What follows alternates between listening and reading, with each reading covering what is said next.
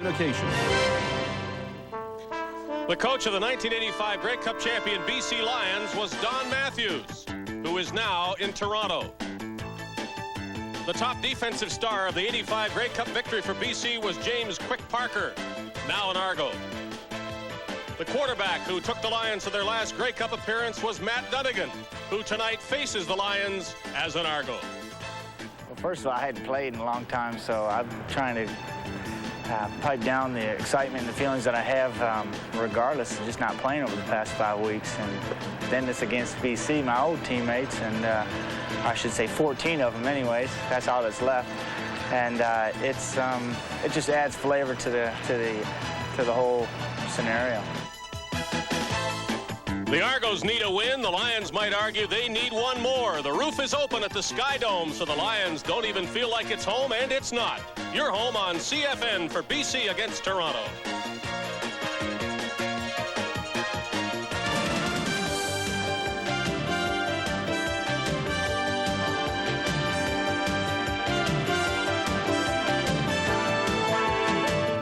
This is Molson Canadian Football Network. The Argos occupy a playoff spot in the East, and they're not far from second place, but they can't be proud of their 3-5 record. BC's situation is clearly worse. The Lions have only 2 wins. They're 3 points out of a playoff spot in the very tough CFL West. In the first leg of their Eastern trip, the Lions well remember the bad weather, but they would like to forget everything that happened before the rains came, because the Ottawa Roughriders built up a 41-13 lead and hung on to win 41-34. The way the Lions played, especially in the first half, brought the future of coach Larry Kuharich into question. And all week long, headlines have wondered how long Coach Q can remain coach of the Lions. Good evening and welcome to Toronto's Sky Dome. I'm Dave Hodge with Neil Lumsden. When I left the West Coast a couple of days ago, whether because of the way the team was playing or how the coach was behaving, what the owner was saying, or what was being said and written in the media, the general feeling was that a coaching change was imminent. It's our job now to explain, especially to those West Coast viewers, just what the situation is here in Toronto moments before kickoff. Murray Pezim flew into Toronto last night, and I think everyone had anticipated that he was coming to fire his coach. What he did do this morning at the hotel was set up meetings with the general manager, the coach, the assistant coaches, and the players. And in those meetings, he said, without a doubt, Larry Kuharich is the head coach and will remain the head coach of the BC Lions. And I think what he has done here is put a lot of players' concerns to rest. They're the number one priority. They have to be ready to play a football game. And I think if they can forget about all the stuff that's gone on, put it aside, they'll be better off this evening. Depends where you look for answers. Some feel there has been a real lessening of pressure around this team, and others see it as one of those suspicious votes of confidence that mean a coaching change is going to happen anyway. We'll see how the Lions play. We'll see how Murray Pezim thinks they're playing at halftime. The Pez says exactly what is on his mind. BC and Toronto. Stay with us all night long on the Canadian Football Network.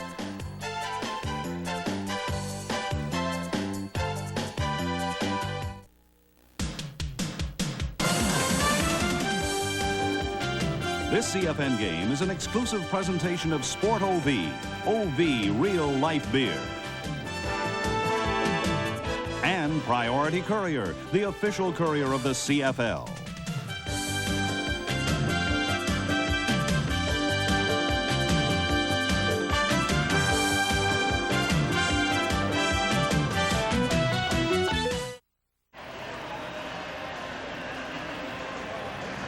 The Lions against the Argos, and they will play again Thursday at BC Place Stadium in Vancouver. Ordinarily, that would occupy much of the talk of this first game in a home-and-home series, but football talk has been left somewhat on the back burner with all of the hubbub surrounding the future of the Lions coach, and with the fact that a former Lions coach, Don Matthews, and some celebrated former Lions such as Dunnigan and Parker are playing against the BC team tonight. The Argos will get their hands on the ball first, courtesy Rick Ryan's kickoff. Darryl Smith at the Argo 25, a reverse. Michael Clemens with the ball now. Flag goes down, Clemens down past the 45, but it'll come back. Well, there's been some talk about the Argos offense, and they want to run the ball a little bit more, and I think with Matt Dunnigan back, we're going to see exactly that. I think what he will try to do is spread out that defense of the BC Lions and utilize his running ability. Toronto number 18. First down. Is it the Argos that want to run more, or the owner of the Argos that would like to see the team run more? Well, I think the owner wants them to run more out of the running back spot with Mike Clemens and Kevin Smelly, but I don't think there's any question that Matt Dunnigan would like to spread it out, run the sprint passes, and tuck it away. In the past, Don Matthews has said we are a passing team. They try to prove it on first down, and it backfires.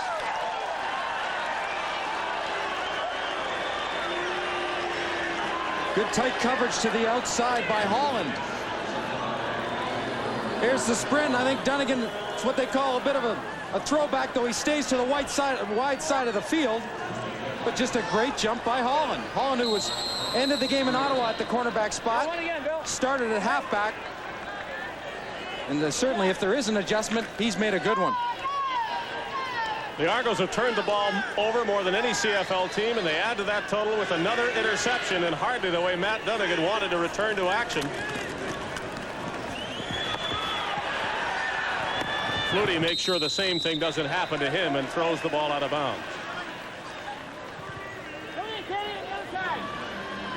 The roof is open, we are told, for the 4th time in the Argos' brief Sky Dome history, and this is the reason. The weather is, well, you could call it good. Not quite perfect, but ideal for football, and the fans are enjoying, if I can speak for them, the fresh air. Lions try to capitalize on the turnover after the Robert Holland interception. Flutie throws it deep. This is Tolbert battling with Don Wilson, and it was Wilson with the position, knocking the ball down. Interesting that the Lions look for Emmanuel Tolbert. Tolbert has to make some catches with coverage like that. If that continues, whether it be Wilson or anybody else, the Lions will have a tough time completing passes. Well, Tolbert was one who was heavily criticized for his performance in the loss at Ottawa, dropping passes, failing to remain in bounds. And Larry Kuhart said, sure, he considered making a change for tonight's game, but Tolbert's experience has him back in there. Louis Pasaglia will try what for him must be considered a long field goal. Louis' accuracy never questioned, but in the past few games, because of his health or whatever reason, they wondered how far he can kick him. He kicked it far enough that time, but there's a flag down. We'll check the flag when we come back and see if that 3-0 lead remains on the scoreboard.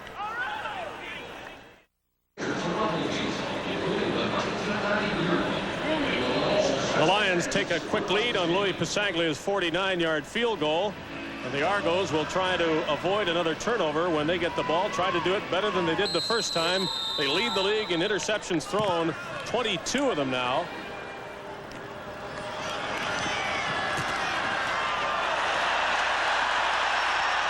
They'll have better field position to start the second time as Clemens gets beyond the 50-yard line with a 32-yard return of the 55-yard kickoff.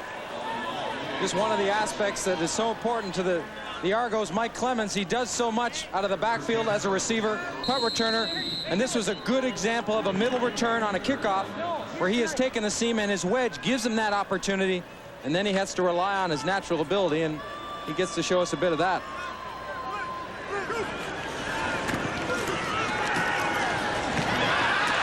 Dunnigan adds a completion to his record. That's his first one after the interception, and it is close to a first down with Andrew Murray, another of the former BC Lions, catching the ball.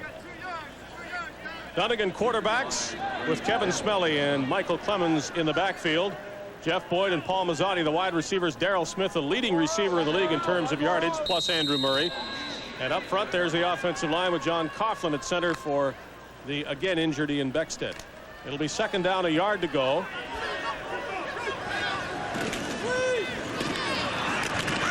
Clemens takes a heavy hit for the yard. It looks as though he made it. The Lions celebrating the fact that they made him earn it. Well, right at the point of attack, Smelly made a nice block to kick out, but there's good pursuit by the BC Lions. Alondra Johnson, yes, the linebacker that used to play the middle is now lining up on the outside for this game, and that gives you an idea of why last year from the middle linebacking spot he had made so many tackles, because of his quickness and his ability to get to the football.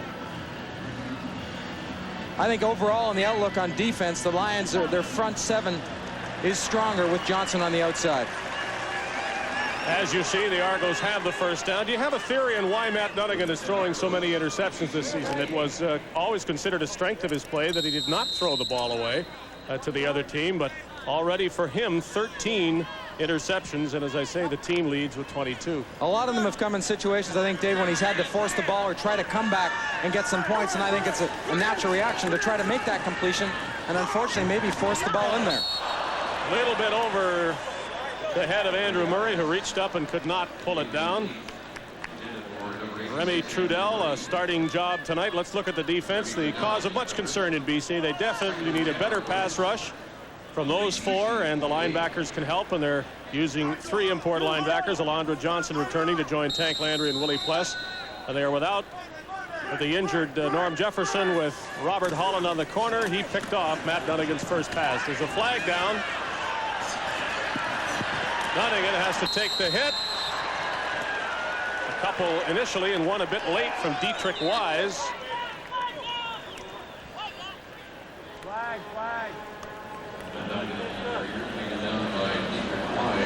Now that's Matt Dunnigan's experience. I think he was well aware that the Lions were offside, and the worst that was going to happen was that the Argos would get a 5-yard gain. Offside, 96 BC, second down, repeat it. On the other side of that, you know that nothing bad is going to happen, that many quarterbacks will just release the ball deep downfield and hope they hit something big. In that instance, you never know, though. Well, he protects himself better by holding the ball than he does by throwing it. Without question. He'll test the knee now and shows a good move to the inside. It'll be a big game for Matt Dunnigan inside the 20.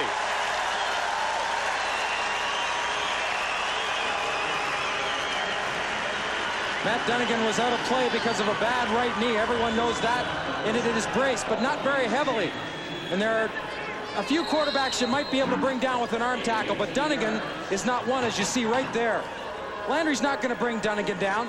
He also weaves around and gets a good block by Kevin Smelly, who's also hustled downfield to try to break a hole open to get his quarterback even further downfield. Well, that's one way the Argos can rush the ball with the quarterback, but Dunnigan's going nowhere this time. Alondra Johnson, the linebacker, sacks him back near the 30. We'll see different looks from that BC defense, but as I mentioned earlier, Johnson brings a different look to this defense, and right here, he's bringing a look of blitz, not picked up. Generally the responsibility of the running backs, and if a running back doesn't stay to block him, it's a quick release, and the quarterback has to see him release because he will be unmanned. There'll be nobody covering him. No huddle for the Argos. The call has been made and has been sent to all the players. Here's Dunnigan on 2nd and long. To the sidelines, a man is wide open, and Remy Trudel knocks Andrew Murray out, short of the first down, however.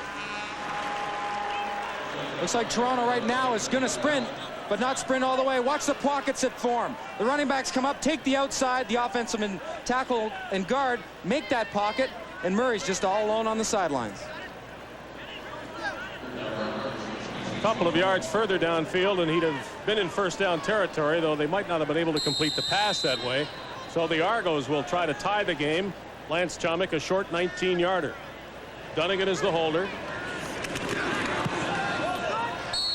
And the teams trade field goals in the first 5 minutes of this game. You're watching Molson Canadian Football Network.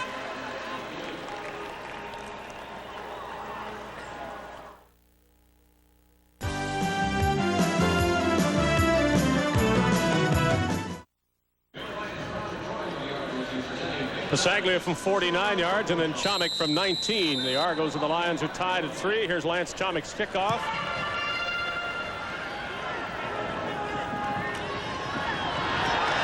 A little trouble for Kennard Martin, and now a whole lot of trouble as he reverses his field back to the 20-yard line. Larry Kuharich has been the subject of much controversy in the last few days and was asked about the visit and meeting with the owner. Well, the unknown is always a distraction, but Murray Pezin met with myself individually and along with Joe Kapp and with the assistant coaches and then collectively with us and the players, and acknowledged and addressed all the issues at hand in a very substantial and sincere way, and everybody's upbeat, understanding, and we're moving forward. I'll try to move the football forward now. The Lions run the ball for a couple of yards as we remind you that Murray Pezim will be our guest at halftime to speak as the owner of the team. Colorfully he will speak, as he always does.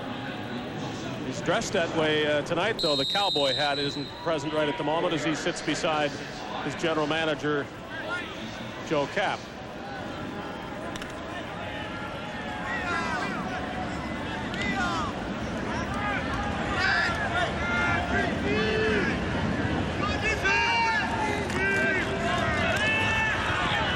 Fluty's got loads of time, and Ray Alexander is the intended receiver. Reggie Pleasant, a great defensive play. It was a good defensive play. Coming in behind Alexander is no easy chore because of his size, and especially when he's coming back to the quarterback aggressively like that. Pleasant has to be very careful to keep playing defense while going for the football.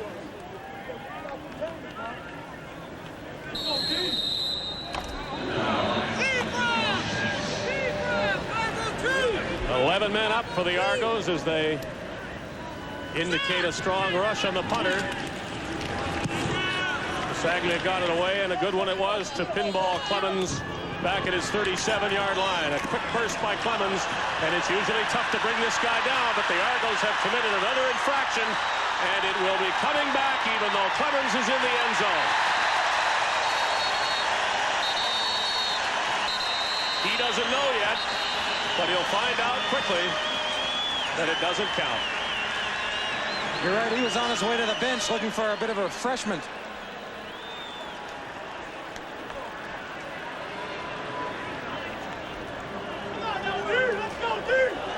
You hate to see that happen, but you hate to see it even more if you're the coaching staff of the Argos. Holding, Toronto number 35, first down. It's Bruce Elliott who is called for holding. That's when I turn the ball carrier. There it is, 35.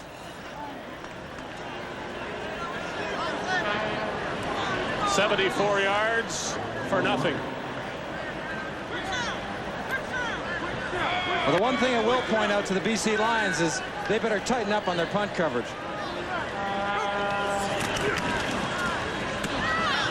Jeff Boyd looking for a block, and not much there as Trudell is in to make the tackle. Remy Trudell, a rookie Canadian, getting a start as the Lions have injury problems in the secondary. Well, he's really had the hard way to go when he was at Simon Fraser University. He was a walk-on. Made the football team. He started after 4 games and then started for the balance of his 4 years. Short gain of 2 on first down. Dunnigan bothered by Mike Henry, though he is still alive. Darrell Smith adds to his pass receiving total with the catch and a big run. Holland brings him down from behind. Darrell K. Smith, who, according to you, Neil Lumsden, is among the candidates for the most outstanding player award if his second half matches his first half. Well, not only has he been consistent, but he has shown us as he maneuvers away from the coverage of the zone and really sets himself so Matt Dunnigan can find him. No one's standing in front of him. Smith has been, as I said, consistent, but he's also shown us this quality, turning an average throw on a broken play or even on a good play into a bigger one. Coming into the game, Smith 845 yards in receiving. He's trying to get more. All sorts of jostling downfield as Ken Watson was on Smith. No flag either way. Well, it just goes to show you when you have good position on a receiver and you have them where you want them. Look at Watson looking at Smith. Now he turns back. Good timing to look for the ball. Nothing wrong with what Watson did. Smith might have been guilty of interference if it was apparent on that play. Well, I think a receiver will try to grab and slow down the defensive back, especially if he's on his inside. So just in case he has a jump on the ball if it's thrown longer.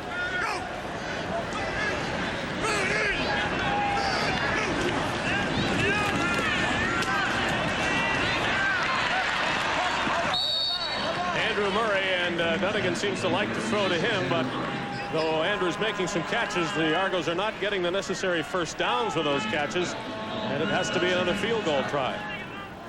I think an important quality for a quarterback, and I think Matt Dunnigan has it, is to be able to come out and throw an interception that can hurt your team, but to come back and keep throwing the ball. You have to be very resilient, thick-skinned. Can't let it bother you.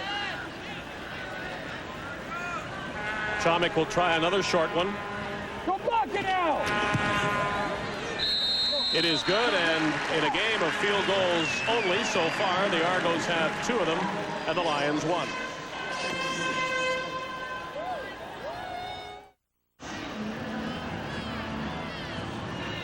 With the roof open, we can give you shots like this, and the Argos lead 6-3 in the first quarter of play. Same placement of the kickoff. The Lions do better on the return, however.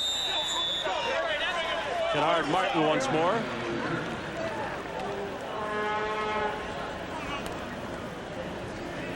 We've looked at Doug Flutie in many different situations up to now, and I think sometimes we look at a quarterback with his ability and credentials and expect him to jump in with both feet and do very well. And we've seen signs that Flutie, I believe, is going to be a good quarterback, but I think we also have to understand he has to feel his way through the league, and there are certain things even a quarterback with lots of experience, regardless of where he played, has to be able to absorb, and I think we're seeing that maturing process. Lions trying to establish the run. They have Lorenzo Graham in there for that purpose, along with Chris Skinner, the starting backs. Kennard Martin is also available as the designated import. Larry Willis and Ray Alexander, and they form the bulk of the pass attack. The Lions would like Tolbert to catch more. And up front, there's the offensive line with some of the more familiar names to BC fans, as a lot of changes have taken place on this BC roster, but 4 linemen, 4 of the 5, were with the Lions a year ago. Flutie throwing as he falls, and it is incomplete at the other end. Well, not only do you have to worry about pressure on your quarterback, but pressure with contain. Don't let him get outside. Make him step up and then collapse the pocket. And that's what happens here. Everyone's in their lane. Parker makes him step up, and they get him. Linebacker Darryl Ford in there creating some problems, and Louis Pasaglia will again punt, with the Argos again rushing 11 players.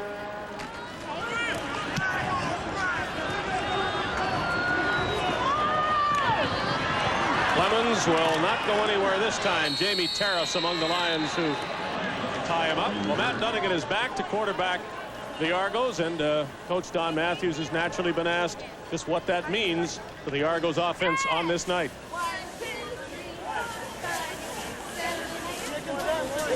A natural reaction, perhaps. Aren't we happy to have Dunnigan back? And I'm sure he is, but Don Matthews is well aware that the return of Matt Dunnigan by itself isn't going to solve all the Argos' problems. Exactly. You can't assume if you're the other 11 guys in the offense that we're okay all of a sudden, because if they had been okay, they would have been winning football games. Clemens hit hard, and Mike Henry is on the end of that tackle. Well, let's let Don Matthews put it into his own words on the return of Dunnigan. Matt certainly gives everybody a psychological lift, but Matt's not a magician. He needs to go in and just concentrate on what he does best and not worry about the other aspects in which he can't control. And everyone else on the football team has to worry about their responsibility to our football team and not worry that Matt Dunnigan is in here. We have no reason to lose if he's playing. We have no reason to lose if he's not playing. We just have to go out, and 36 people on our roster have to play. They might say we have no reason to go offside, but they did. And the Lions gladly declined the penalty to get the ball back. I don't know if there's been more penalties like that this year. Undisciplined, lack of concentration. Each coach has his own way of describing them. But it certainly seems that the coaches that we've talked to on and off have pointed that area of concern out, and something that can really hurt you down the road.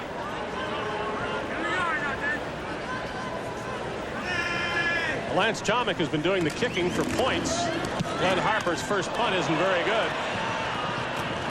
The bounce won't help him. Neither will the flag.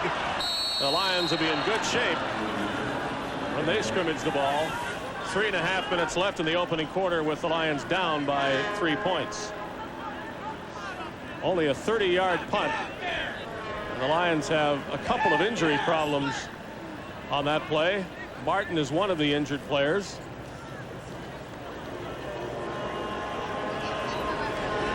And Tank Landry is also down.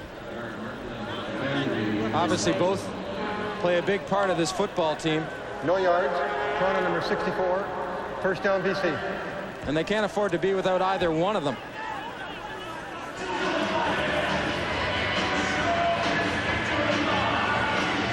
Both happened on the punt return. This one to Martin. See him turn his head just a little bit left when he went to catch the ball, recovered it, and then evidently took a shot in the shoulder and neck area. He's up and walking off. But Landry isn't. The middle linebacker continues to be treated.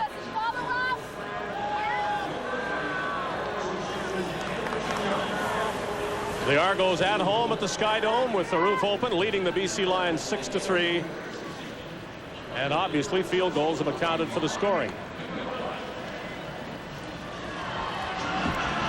Well, it's tough to speculate on what's wrong with Landry.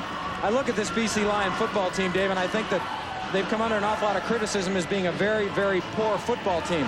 I don't think there's any question that they're not great, and they admit to that. But quite simply, they're not that bad either. I look at a terrible football team as one that might be like the Riders years ago that could only gather a couple wins a season. Well, Eric Juharich inherited a last-place team, and he has made many changes. In fact, 59 players wore the BC uniform last season, and of those 59, only 11 are in uniform tonight. So that means 2/3 more than that of this BC team tonight is new in its first season in BC colors, and it obviously takes time to build a team that way. Graham down at the 50-yard line as the Argos penalty took the Lions to the Toronto 52 to start this drive, and here's the Lions on defense, which doesn't happen to apply right now, so we'll call it quits after looking at the front four, shall we?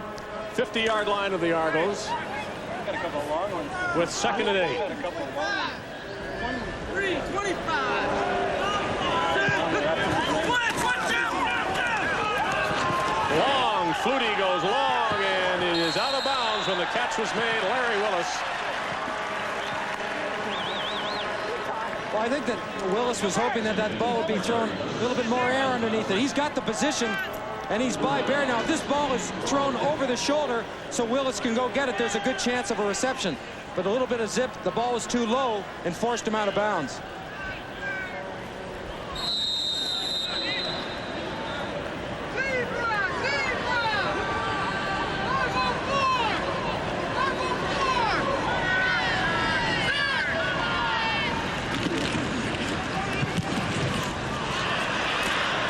Saglia gets one off the side of his foot that matches Harper's last effort. An intentional kick to the sidelines. It did go off the side of his foot, but they're trying, and quite obviously because of the return that Clemens made earlier that was called back, to keep the ball away from him. Come on, man. Have to bring Will back. Do it. Well, Eric Garrett said to us, Dave, it's business as usual. And, if he can think of it that way now, that's great. But up until this point, as we've discussed, it would be tough just to focus at the game at hand with all the activity going on around him. He just told his offense that they've got to get a first down. Jeff Boyd, 2 yards the last time they tried this, a little more this time as Boyd scrambles to the 35. Many people who follow the Lions have conducted a debate as to whether Flutie or Joe Paopao should have started this game, given Paopao's success at the end of the Ottawa game. Obviously, Flutie is the starter. It's not so obvious how long he'll remain in there with Paopao available. On that last play, you see Darryl Smith going off. No, it's not 3rd down. He is taking a shot, trying to block for Boyd on that last play, and he'll be replaced by Randy Marriott. 2nd and 3. Clemens cuts back, and it's going to be close. I think the concern about the Argos running game is right with situations like this. 2nd down and 3, and those who remember fondly Gil Fennerty would say that it'd be a pretty sure bet that you could give the ball to the Thrill and he'd get the first down in that situation. Clemens isn't quite so adept strictly as a running back, I don't think. Now he's more of your multi-purpose type of receiver back, and there's a place for that type of fella, and I think Toronto's proven that. But game in and game out, a guy like Fennerty certainly seemed to be able to get you the yards on the ground. Don Matthews likes what Clemens does. We'll keep him at that spot. And whether he'll get the chance to show more of his talents now on a third down situation will be interesting to see. Well, 2nd and 3, they weren't successful. Even more important to get 3rd and 1. Let's see how they go with Smelly and Clemens lining up in the backfield behind Dunnigan. He will probably take it himself. He looks to throw the ball, and Boyd is there as the defender, Chris Major, stumbled. Had he held his feet, I'm not sure the Argos would have been able to do what they wanted to do, but Major fell down and Boyd came open. Well, I think he fell down because there was contact coming right off the line of scrimmage. There was a bit of a shot. I'm sure Matt Dunnigan was a little bit concerned when he saw Boyd stumble, but able to keep his balance. You got to like calls like that. Damon Allen did it in Ottawa. It was a great call, and that's another good one. That lights the game up. That's what they should be doing. Here comes the linebackers, and the Argos throw past it. Darrell Smith is covered by Watson, and it's incomplete. Well, the lack of playing time hasn't taken away Dunnigan's ability to read defenses. He makes the right read. Smith does. They just don't hook up. All the linebackers are coming, and with the safety out of there moved up, that middle was open. Nice coverage by Watson, who reached in and either got a bit of the ball or enough of Smith's arm at the right time to make sure that Darrell Smith didn't catch it. Boyd is up and hit at the ideal time by Major as that ball was overthrown. The first quarter comes to an end without a touchdown. The Argos lead 6-3.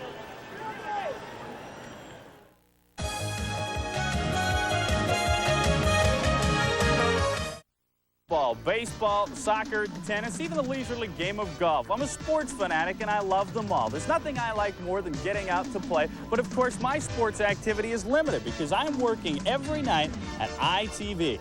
Recording the sports action from across the country, viewing the tapes and compiling the scores so that you can see the complete sports picture. When we get together for sports news and much, much more, it's Sports Night every weeknight live at 11 here on ITV.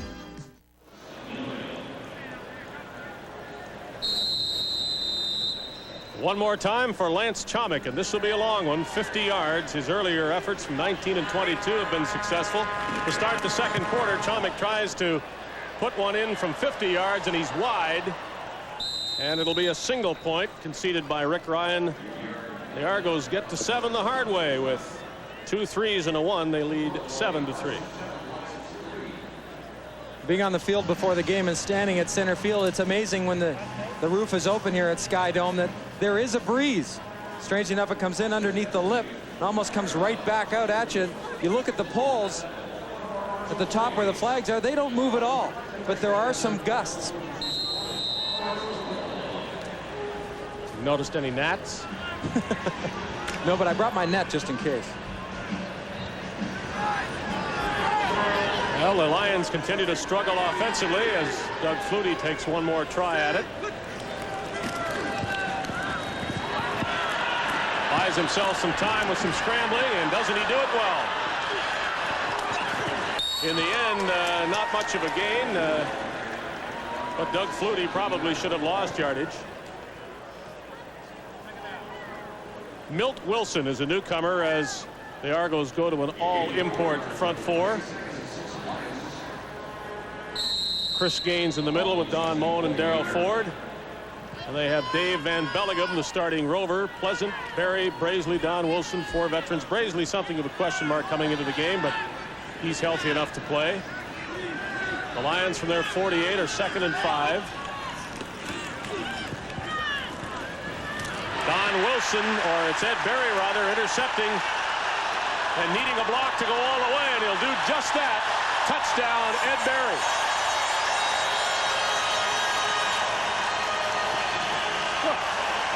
Take that, Gizmo.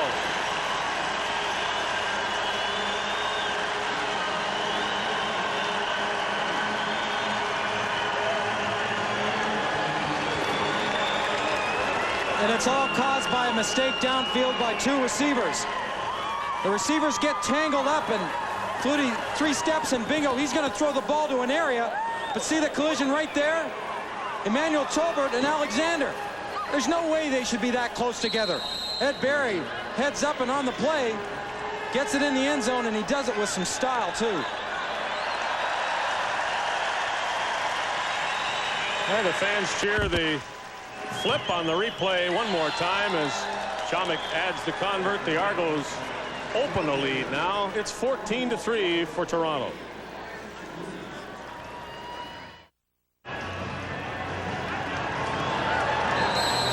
The Lions' 3 points came after a Matt Dunnigan interception. Now the Argos have 7 directly from intercepting Doug Flutie. The Argos kicked the ball out of bounds. Kennard Martin watching it go that way. There's Ed Berry, the first touchdown scorer of this game. Watch Alexander go straight down. It almost looked like Tolbert. If Alexander's going to cut across like that or go to the post, the other receiver has to clear out the area. Obviously getting their calls mixed up. And it sure is nice when a defense can give you 6 points. So it might not be fair to blame entirely or at all Doug Flutie for that one. Not at all. He's throwing to an area. He knows of the defense and where the drops of the backs are going. The mistake was made downfield by one or both of the receivers.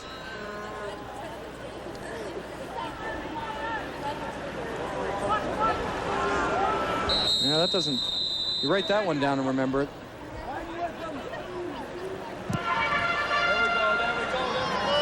Chomik got some oomph into that one. Here's Martin on the return.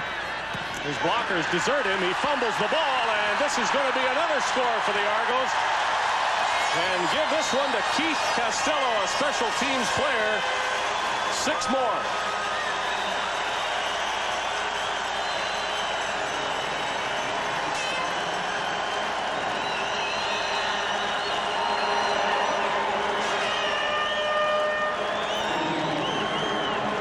Just goes to show you the coach can do only so much.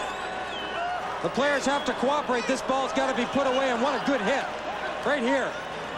And that's what knocks the ball loose. And Costello has himself a gift.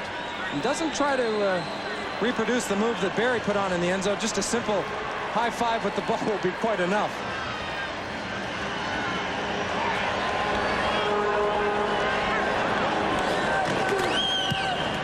So suddenly on 2 successive plays, the Argos have gone from 7-3 to 21-3. And it was about this fast that the heavens opened up on the Lions in Ottawa. Nothing to do with weather this time, though. They're the creators of their own misfortune. Well, it just puts a heck of a hit. The ball's changed over, and he does the right thing. But it's a great defensive play or a special teams play. Good, solid tackle. The head's in the right spot. He wraps the arms around the legs, so Martin's not going to go anywhere else. That's the way you do it. That's a training film right there.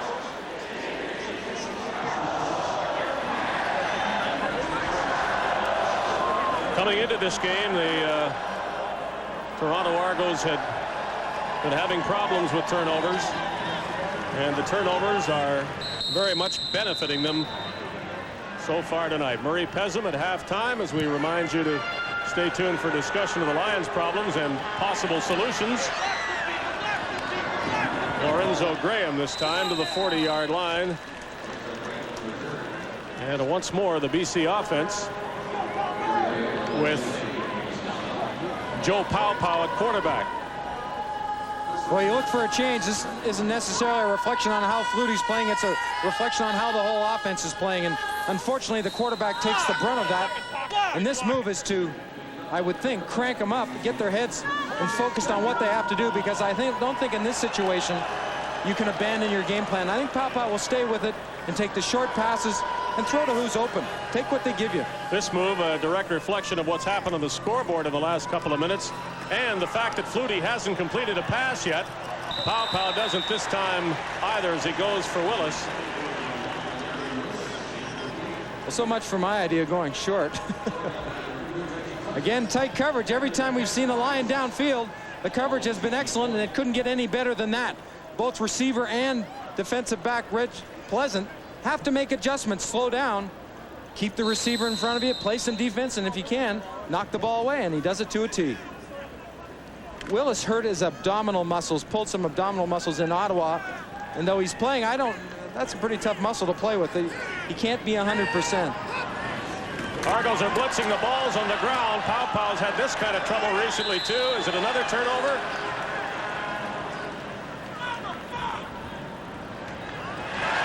Yep.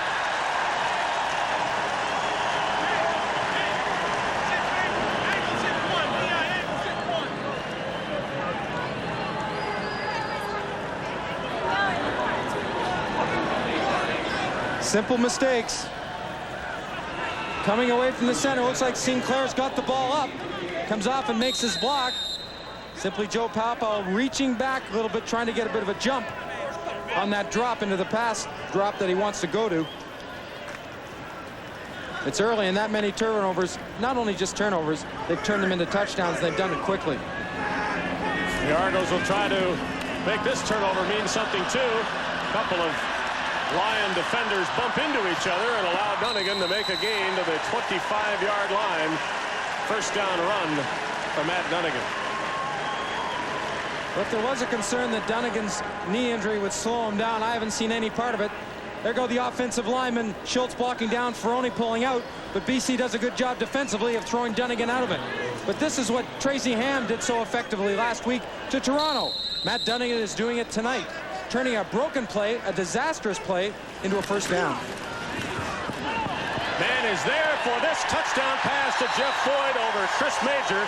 Stephen Jones did it twice on Tuesday, and the Argos score again, throwing in that area.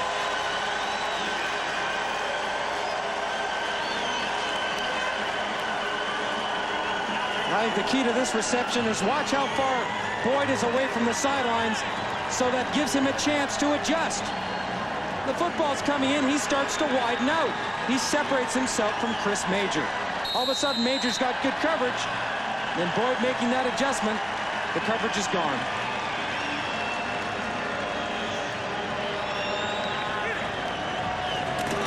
Flags are down. Chomik has the kick up and through for 28 points. And how fast does this happen?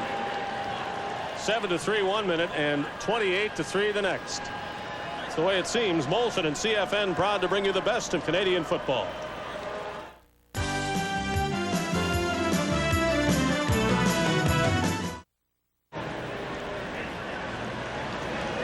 The Argos have scored 3 touchdowns in less than 2 minutes. 1 minute 41 seconds to be exact. They have 28 minutes now in less than 20 minutes of football.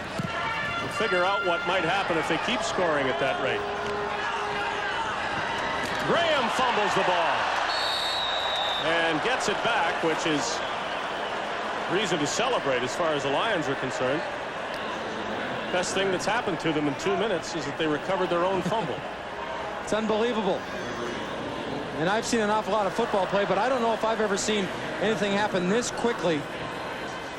Oftentimes it's back and forth. One team does it, another team does it, but yikes. That tells a story right there, and it's an early story. Come on, Kenny.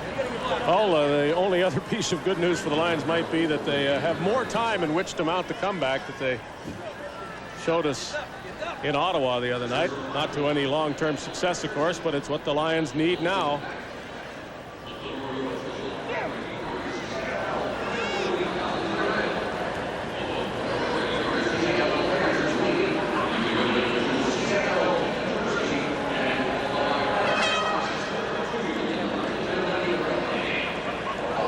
You just don't know what to do, I think, in a situation as Larry Kiharich is in it. You try to prepare your players. You try to do the things that you do game in and game out and practice in and practice out. But you have no control. It's not necessarily what your opponent does to you. It's how well you play. Because you can often control that if you're playing a pretty good game of football. But right now, the opponent is dictating.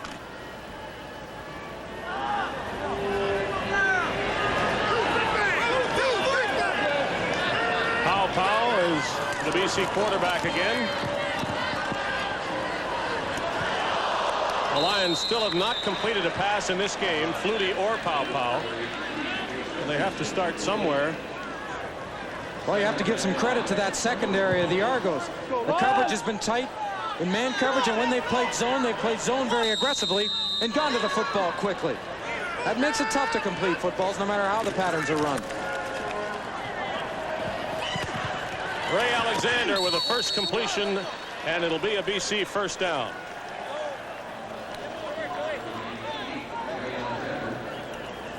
It's a long out on the other side of the field. It's a good thing he has time to throw it. Reggie Pleasant is playing off Alexander enough that you can complete a pass like that, but not to try it if the coverage is any closer. First catch and the first time they move the yardsticks 5 minutes into the second quarter. Well, they come close to doing it again with Lorenzo Graham.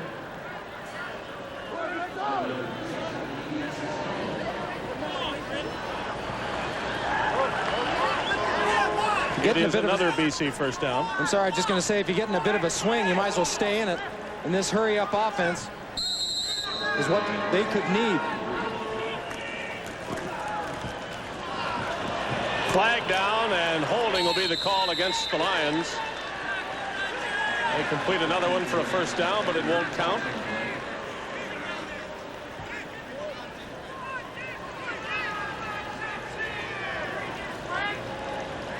Lions have to get back to the huddle and do exactly the same thing once again.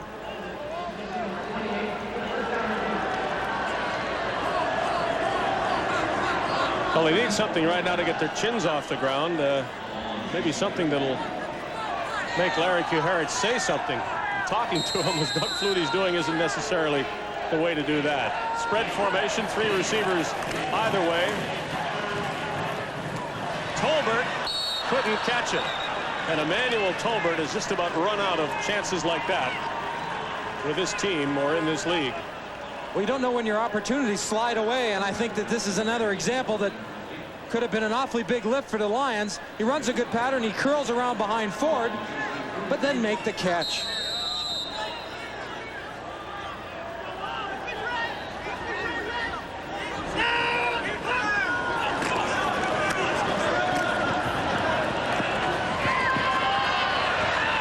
To Skinner, and he'll get some, but not nearly enough yardage to the 40-yard line. It's a BC punt or some kind of fake, and in this situation you don't rule out Louis Pasaglia trying something to spark the Lions. The veteran against the 3-year man, Clarkson. Get those hands out and keep that separation. You know, there's a tremendous size difference. The key there is Clarkson keeps James Parker away from him. That first hit, Clarkson explodes, almost like he's doing a bench press. Now he's got separation again. James Parker, if he can get a hold of your shoulder pads, can control you no matter how big you are. The newcomer, Milt Wilson, is the injured Argo. With that adjustment and Wilson playing nose tackle, that puts Hallman back out on the end where he had played previously before sliding into nose tackle. And that move was made not so much to get a pass rush, because that's what they were trying to do before. But Hallman is a little bit better against contain, getting that upfield rush and not losing that contain. And that was a concern of Don Matthews coming into this game, because last week he said in Edmonton, we lost contain and lost it a lot.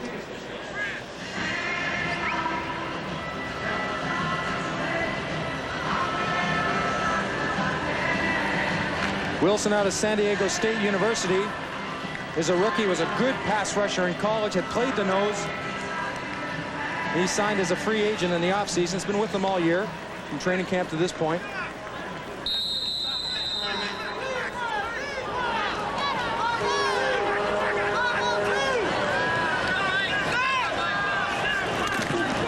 Just as I thought, Louis Pasaglia looks for the pass, winds up kicking it, and I believe that the ball hit a line already, and that's the reason for the flag.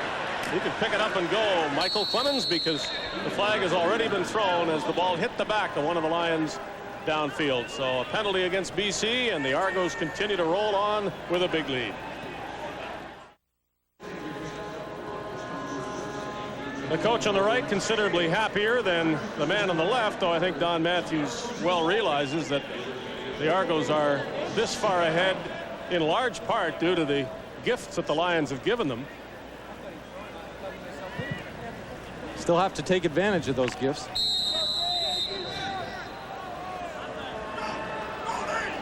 Argos starting out in good shape in BC territory again after the penalty for the 51. Dunnigan throws it up. Randy Marriott runs under it. Interference is obvious and is called.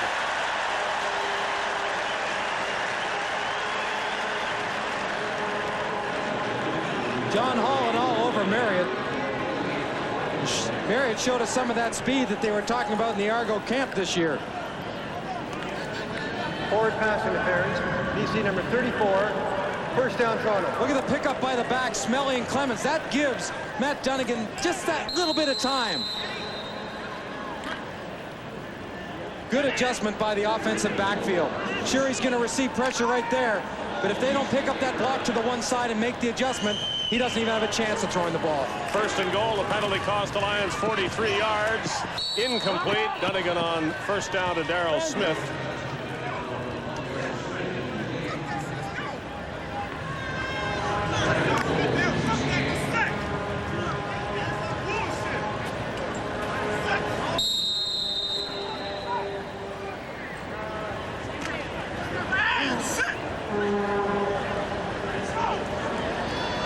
Midway through the second quarter, and it's a rout already, and would certainly be that if the Argos put this into the end zone. Second down. Dunnigan gets rid of it quickly, and Clemens can't hold on, so it looks like a field goal try coming up for Toronto to get past the 30-point mark. Well, you know, in the scheme of things for the Argos, they want to get matchups. They move Clemens around for a number of reasons, but one, to make the defense adjust, to put the wrong man on Mike Clemens. And right there they had a linebacker, and as good as Willie Pless is and as quick as he is, that's still an awfully tough task.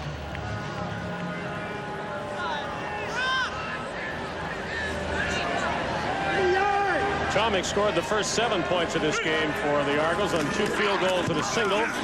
That's his 3rd field goal of the night, and the Argos lead 31-3. In our last CFN telecast, the Lions' 7-point loss to the Ottawa Roughriders. The Molson MVP was Ottawa quarterback Damon Allen. Back on the beam with one of his best performances of the season. Throwing and running. Damon Allen reminding us on this play that he is just about as good at this as anybody. Maybe Tracy Ham has an edge or two in the running department where quarterbacks are concerned, but Allen can get it done that way. One must say this, though, about BC opponents, and unless the Lions develop a true pass rush, every quarterback in this league is going to have fun. Dunnigan is tonight. Allen did Tuesday.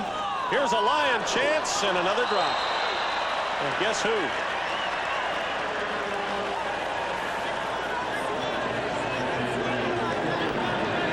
You get an opportunity and you break free down the sidelines. There's some adjustment that goes on down the field. Willis will try to do his job by either diverting or getting in the way. You see a bit of an out here by Tolbert. It's called a wheel pattern. All you have to do is make the defensive back go around you. And that's what he does, and it works effectively. Oh, come on! Good play by Barry on Alexander, who complains about interference. But it's 3rd down, and the Lions are punting again. I think that's the type of pattern, and Alexander would like the ball in flight as he's making his cut. Has to get there just a hair sooner. We saw Pasaglia the last time pull up like he might throw it. He's always has that threat and that ability. Remember a while ago, he had a pulled groin. It's darn close to being 100%. Still gets a little stiff on him, but good enough that he'll be kicking all the field goals. They continue to treat Milt Wilson at the Argo bench. Middle of the field, actually. He'll soon be at the bench.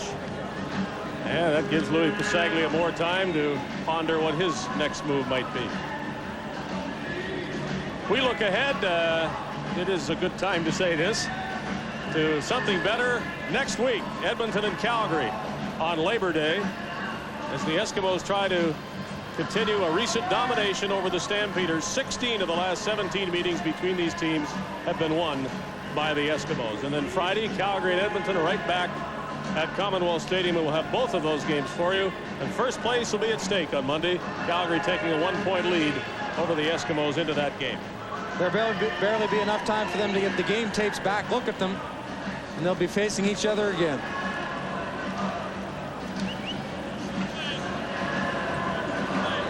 Almost seems like Wilson's taking a couple of shots to the head, and it's a little bit groggy.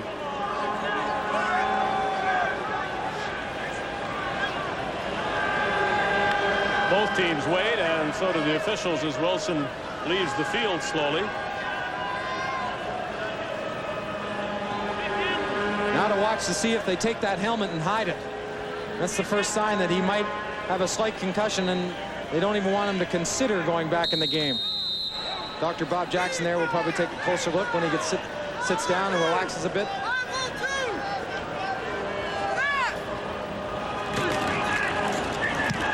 No thought of anything but a punt this time, but Passaglia makes it a beauty.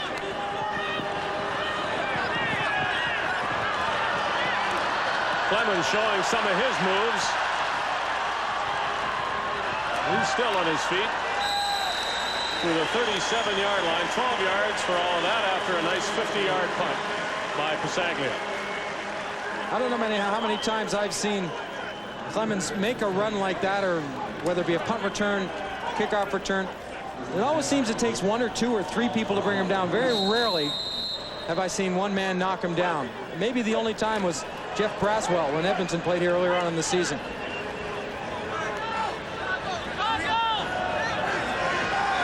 Strength to the right for the Argos as they have 3 receivers that way. Gunnigan goes to the short side to Clemens out of the backfield at the 40, and Mike Clemens is down at the 43-yard line. Among the ex-Lions in double blue, Rick Foggy, who earned himself this spot in this game with his fine performance in the Argos' loss against the Edmonton Eskimos. At Foggy, the subject of some controversy between the managements of these two teams, as the Argos went and got Foggy off the practice roster of the Lions, and the Lions didn't like that too much. Complained about the absence of protocol, but Gunnigan down as Tank Landry records an all too infrequent BC sack. How do you feel about what the Argos did to get Foggy? Well, an exceptional play here. He's lining up to the outside. Watch this. Yahoo! He's up and over Mike Clemens.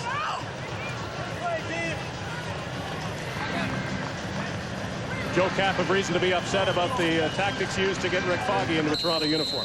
Well, I think that if you want to keep a player and you want to keep him around, there are mechanisms to do that.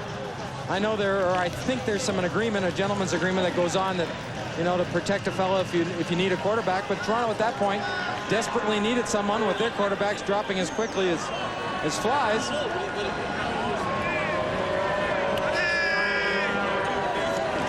Well, we might see Foggy in this game if the Argos have this lead later on. Kick, Harper.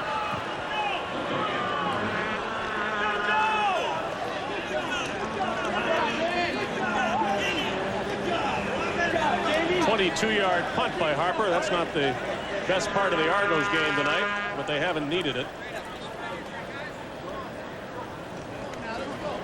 Well, what Pau on the Lion offense does need and has got right now is decent field position. That's when you got to take advantage of these things. If you need a reminder, and I'm sure you do, the Lions once led this game 3-0, 31 Argo points earlier. Pau with all he's got to Willis, and he catches it. Larry Willis with his eye on the ball the whole way, and when it wasn't knocked away, he was able to bring it in. An exceptional catch again. I remind you to watch the way he adjusts to the football. And as you said, Dave, he is focused on this ball now all the way. He keeps his balance, but even when he starts going down, the only thought and the only focus is that football, and that's what allows him to make just an outstanding catch and gets him down to the 6-yard line. Nice throw by Pau, too. He tosses another one for a touchdown, and the Lions reach the end zone for the first time. Jay Christensen.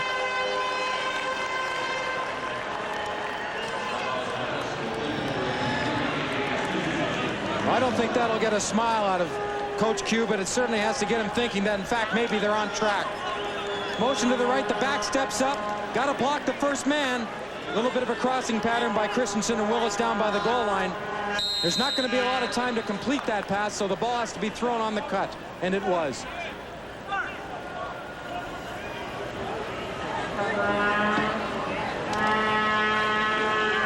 Flutie returns to the game as Louis Pasaglia is holder. The Lions take the 1-point convert and get into double figures with 10. Still 21 points down as Joe Paopao continues his touchdown passing streak. He's thrown more than Flutie, let's put it that way. Well, Paopau's very effective when he's given an opportunity to make quick reads. He doesn't have to be deep to throw the football, and that ball was up and caught when he came back from center, Ian Sinclair, because he knew where his best opportunity was going to be for throwing the ball. And sure enough, he makes the right decision. Well, if the Lions can come back and make any kind of game of this, we'll remember the Larry Willis catch that set up the Jay Christensen touchdown. One play like that is what they have needed throughout the game. And Willis gave it to them, and then Christensen the touchdown catch. And they have shown, let's not forget, the ability to continue to scrap. Though the Lions have not played well this season, I think they have had some part of every game where they have played well and certainly have not given up. There have been opportunities to do that, and tonight, given the situation, would be another one. Let's see if they can summon up another comeback. Darrell Smith returning for the Argos. Terrace brings him down at the 42-yard line. Well, along with some of that character we've seen on offense in that last series, pointing out the play by Willis and Paopao, we have to see some of that character now to stop Matt Dunnigan and the Argo offense. That defense now has to begin to get some pressure and throw Dunnigan out of his passing lanes. Do some things to disrupt the offense. As much as the offense has to play for broke somewhat, even though it's still pretty early with the score the way it is, the defense does have to get out of its original plan too, and that's exactly what's happening as they try to make life difficult for Dunnigan. He gets a short gain. Johnson on the tackle.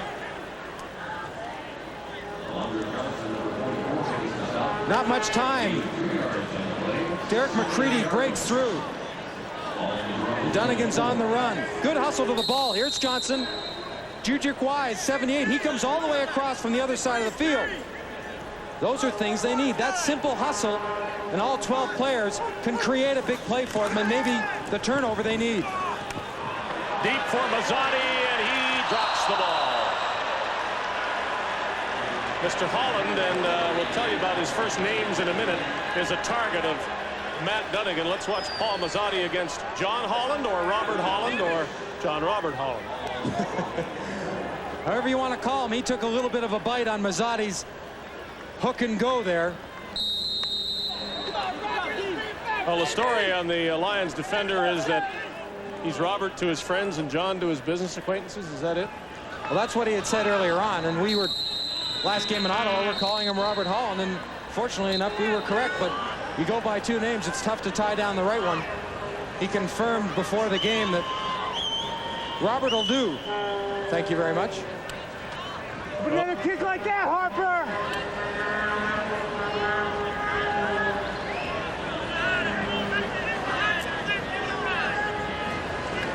Heard that last comment from on the field. You can hear it. They're trying to get on Glenn Harper, trying to razz him, bug him that he's not kicking the ball well, and see if they can talk him into another shank.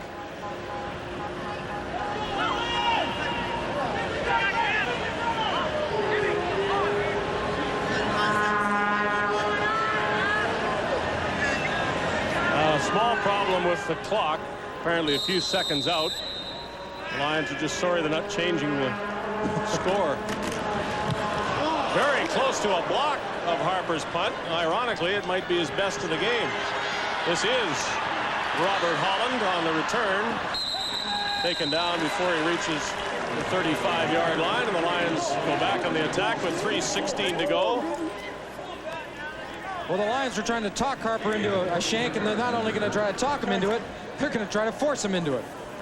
Some serious pressure there. That was a whale of a kick, considering, too.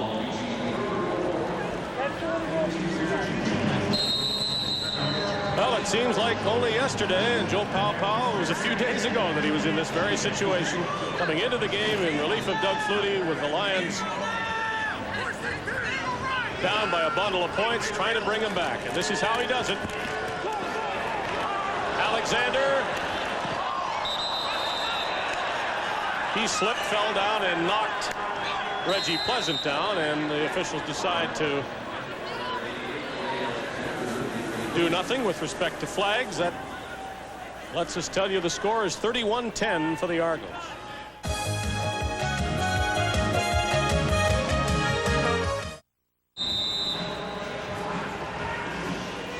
Few CFL games are over till they're over, but I'll tell you, no CFL game is ever over in the first half. So the BC Lions continue to try to make some use of the time remaining in the second quarter to make their life a little better in the third. Lots of time for Willis to wait for that first down catch. It's a gain to the 49. Willis normally lines up at the wide side of the field with the wide receiver. Here's him from in at the slot back spot.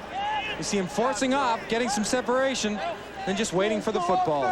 But he makes sure he goes down past the first down marker in case he does have to come back to retrieve the ball. He won't take him out of first down range. There's a no-huddle offense, and then there's a hurry-up offense, and the Lions are employing the latter without question. They're trying to conserve as much time as the clock allows, and they'll probably have to do it for much of this game.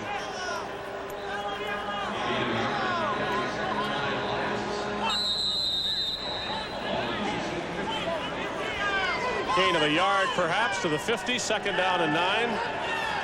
Four-man rush from the Argos. Pau has time, throws it low. Pretty good catch, but short of a first down is Lorenzo Graham. And he'll be a good 3 yards short of that first down, and no indication yet that Louis Pasaglia is coming on to punt the ball. So it looks as though Larry Kuharich, with 2:09 left, has decided to go on 3rd and 3.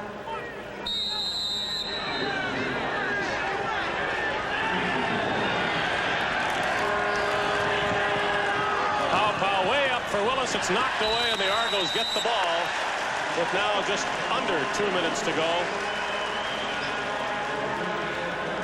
Ball seemed to get away from Pau. It came out of his hand fluttering, which generally means it takes off, and it did take off. Even if Barry hadn't have made the play on it, Willis wouldn't have been able to stay in bounds and make the catch. Home, baby, home, baby.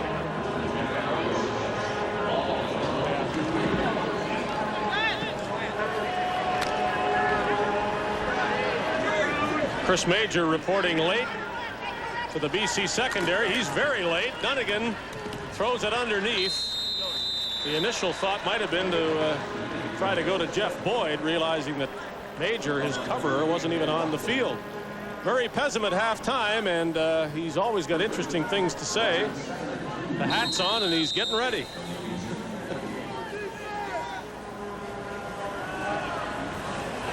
Yeah, that could have been a receiver's dream, that last play. Line up, and then all of a sudden, there's nobody there.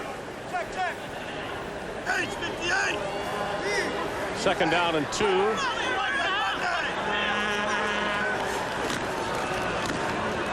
Dunnigan throwing deep this time. Double coverage, and it is successful, the coverage, with Tank Landry all the way back there on Michael Clemens. Well, Landry's going to have some help from safety Rick Ryan, but what a great coverage job. See him come to that middle linebacker spot and then just head upfield. He's right in the hip pocket, and he's the one that knocks it away. Ryan makes the right play. He's there at the right time. He does what he has to do. But Landry did it himself. Rick Ryan is limping. Stays on, though. Third down, 1:28 to go. The Argos line up as if to punt.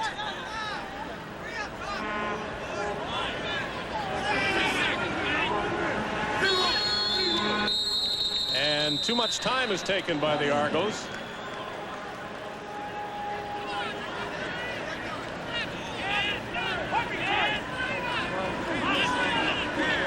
Time count violation. Toronto, third down repeated. Looked as though the Lions didn't really believe the Argos were going to punt. Well, they kept their defense on and dropped Holland back. Holland will still be back, but the substitutions have come in, the regular punt return team.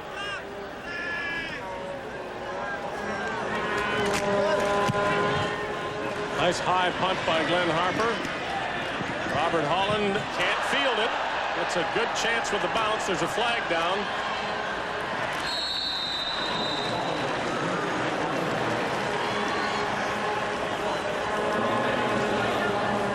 So I think the two names help in this instance. When you fumble a punt, you come off and you're Robert Holland and you blame John.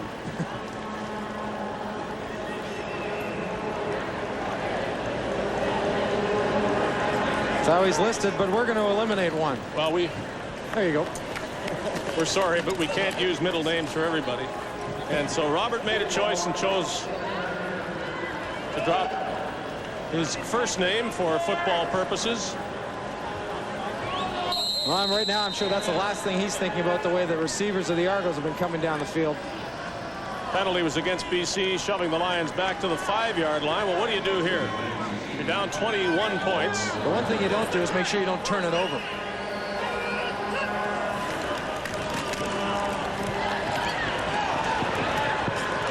Oh, really?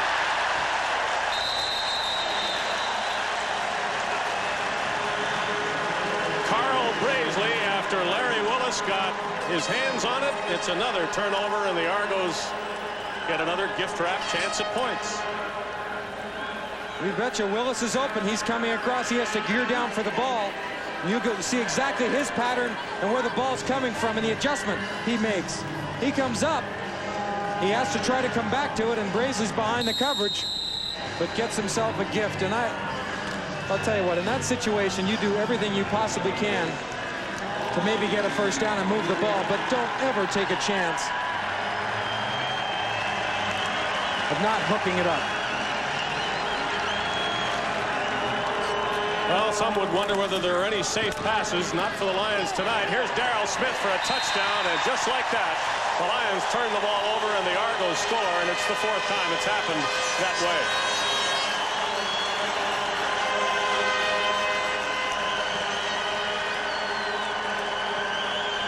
A guy like Smith at slot back, he can get into that secondary quickly. You see how quickly here he breaks away from Watson, who was on man coverage again because the Lions are coming after Dunnigan. The right read and the right adjustment, we've said it a couple times so far this evening, that when the receiver and the quarterback are on the same page and they're thinking alike, when they see certain defenses, they make the right adjustments. Well, the way things have turned out in the last couple of minutes, you could accuse the Lions of being too impatient, and that might sound silly given the fact that they were down by 21 points. But the gamble on 3rd down and then the pass from their 5-yard line, it still is the first half of football. And 21 points down at the half is a whole lot better than 28. And they showed us how quickly they could move the ball when they eventually completed that long one to Willis and the touchdown to Christensen. But before doing that, they used their backs, their slots. They mixed it up a little bit. And you got guys coming out of the Lions backfield with Chris Skinner, Graham, that can turn a flip pass or a swing pass into a first down. You have to rely on that. You have to have confidence that you can do those things.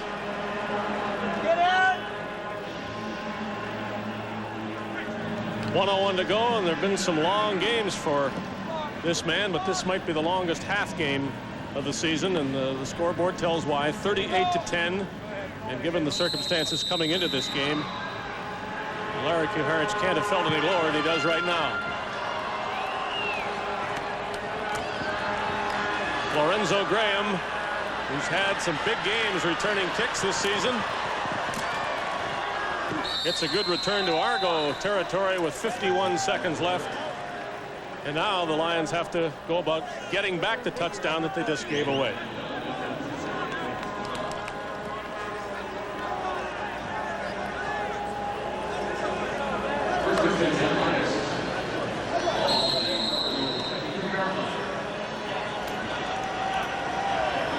The 51-yard line of the Argos with 51 seconds to go. Everything's a pass, and everything is done in a hurry by the Lions now. The Argos jump, get back, no call. This is Tolbert. He turned one way, then the other, and watched the ball fall incomplete. Well, that was a good no call there. The Argos getting back off onside. Sinclair snapped the ball early. As soon as he sees that, he's aware and does bring the ball up if the quarterback's got his hands underneath him.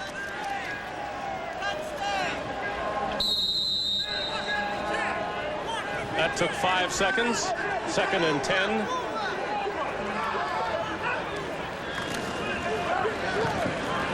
Paopau's arm was hit once, and then his legs are hit, and he's down back in BC territory. 3rd down, and you might as well gamble again. Well, Holman and Parker do finish it off, but the play's made by Harding. You're going to see Paopau go back and really have to reload. See how quickly 77's in there? Well, he's the reason Paopau steps up and brings the ball up and down a couple of times. And Parker blocked well at the point of attack. Sort of hangs around and gets in on the sack. From midfield, 3rd down. Flag down, and the Argos will happily decline this and get the ball back with 27 seconds to go, and they get it in BC territory. A chance for more Toronto first half points. Holding, BC number 67, decline. 1st down, Toronto. If you're just joining us, we're at the Sky Dome in Toronto, and the Argos and their fans are loving it. Toronto 38 and the Lions 10 with 27 seconds left in the 2nd quarter.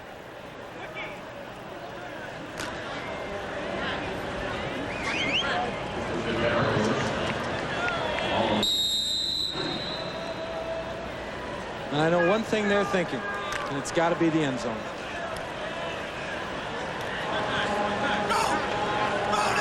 Dunnigan has put 2 passes in there already. He's still got the ball after the fake. On the run, he throws it high for Randy Marriott. And you're up 28. You can laugh like that after you throw an incompletion.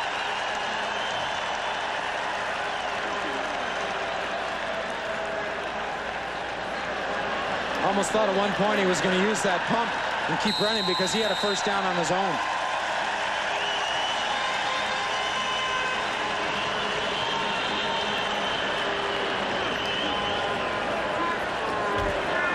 .21 seconds left. Darrell Smith for the 1st down and more to the 35-yard line with 14 seconds left.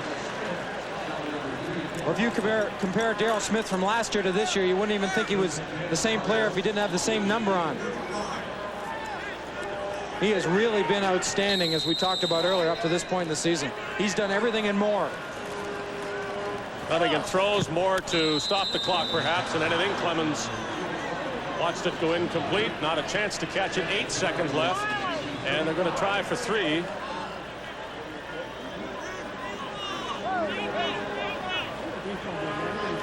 Average scoring total, 2 teams in the league this season, 65 points. And the Argos at this rate could get that much themselves with a chance for 41 in the first half.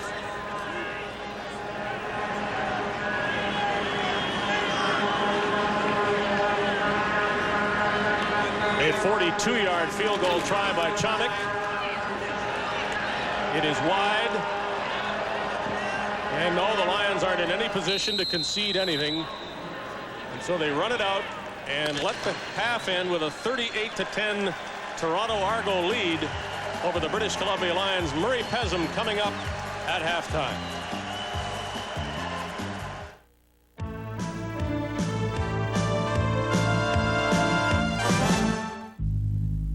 You know, I think Commonwealth Stadium is a great place to watch a football game.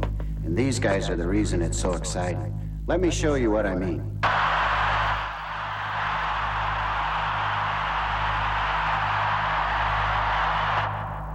The Eskimos will be on the field, and we need you in the stands. So call 429-ESKS and get your tickets.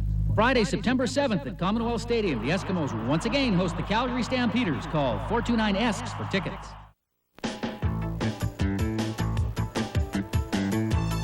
At the Sky Dome, and the Toronto Argos are, shall we say, comfortably in front of the BC Lions by a score of 38-10. A couple of days ago in Vancouver, Murray Pezem was making noise and news with comments like this one. I think Larry has got to sit down and do some thinking himself. Of course, everyone's job is in jeopardy. Certainly. If I can't have it my way, then it's the highway. As simple as that.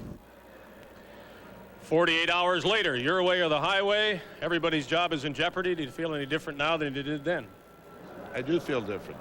Tell me how. A lot different. I had a long talk with Joe Cap for about 3 hours last night. I met with Kaharick this morning for another 2 hours. I met with the coaches. Then I met with the team. I still feel we have a great team. They got to get their act together, no question it. I have complete confidence it will happen. I think you're aware that many people in Vancouver were expecting, and maybe after watching this first half are still expecting you to make a coaching change. Can you tell us that you will definitely not do that after this game? There will be no coaching change whatsoever after this game. Have you adjusted somewhat the management structure? I understand there have been at least a change in Joe Cap's title. Joe is now the vice chairman of the team. I'm the chairman. There'll be a president announced within the next couple of months. It won't have anything to do with football, but it'll have to do with marketing and whatnot. Joe will still be in charge of the football team. I'm completely happy that way. How sensitive have you been to what the media has been saying in Vancouver? Myself, I'm used to the media. I've been brought up on it all my life. I pay attention to the people. That's the thing that counts. Without their support, I can't go anywhere. So they're the real boss. And we've still got their support. You know, we've got a comparatively new team. 3 old players, the rest all brand new. This year, veterans. We're going to come around. And by the way, this game isn't over yet either. There had been some talk about what certain players might have told you, expressing a certain concern over what's going on. Have you listened to players, and does that help form your opinion of what's going on? I have listened to players. It's firmly affected me insofar as from now on they better talk through their coaches or they're going to get hell from me. Okay, we'll get a little more of that from you if we ask you to stand by and continue with Murray Pezim. The BC Lions down, but he is at least one who says not yet out of this game.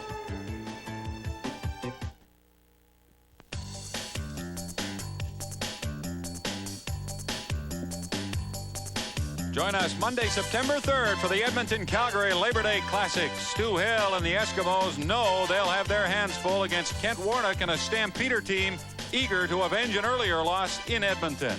The Eskimos at the Stampeders Monday, September 3rd on CFN.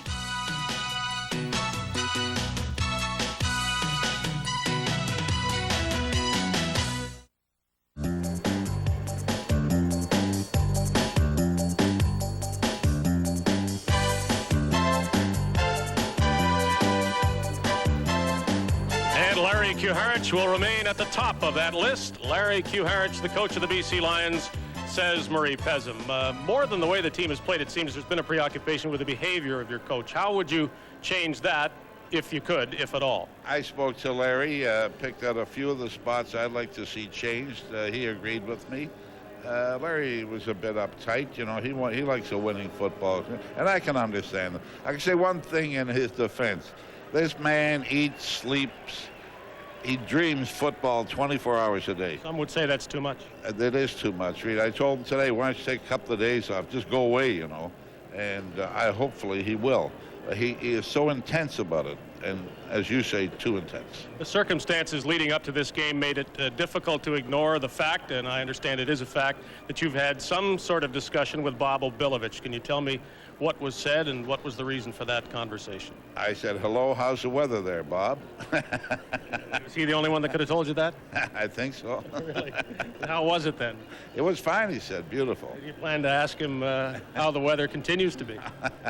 No, I won't be speaking to Bob at the moment.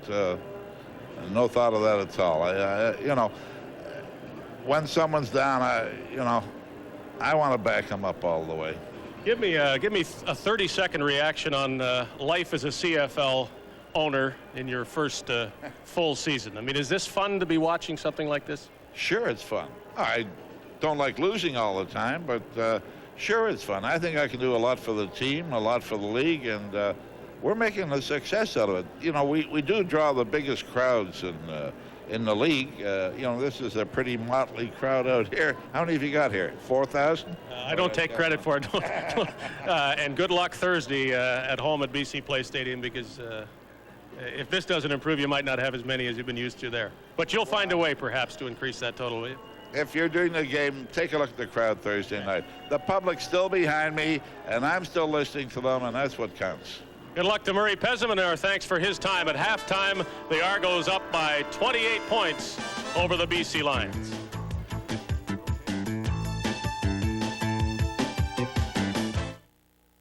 It's not just a rivalry, more like a civil war. When Calgary comes to town, it's nasty town. In Alberta, 67% of football fans tested prefer the taste of Diet 7-Up over Diet Coke. We like the taste of Diet 7-Up. You got a problem with that? Edmonton, Calgary, nothing in common. Challenge your taste.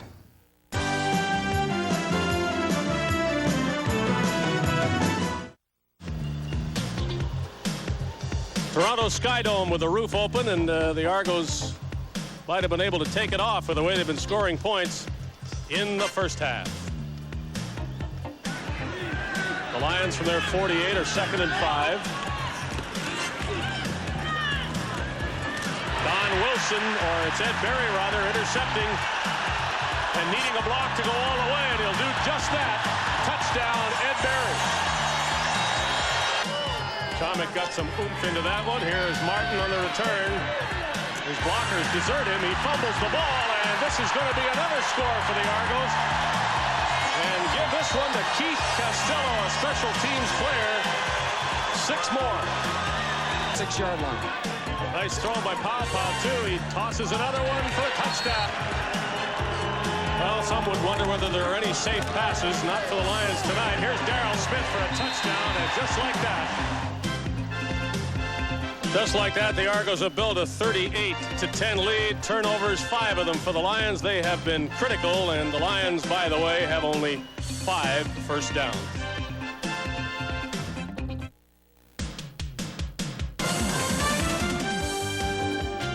This CFN game is an exclusive presentation of Sport OV, OV Real Life Beer.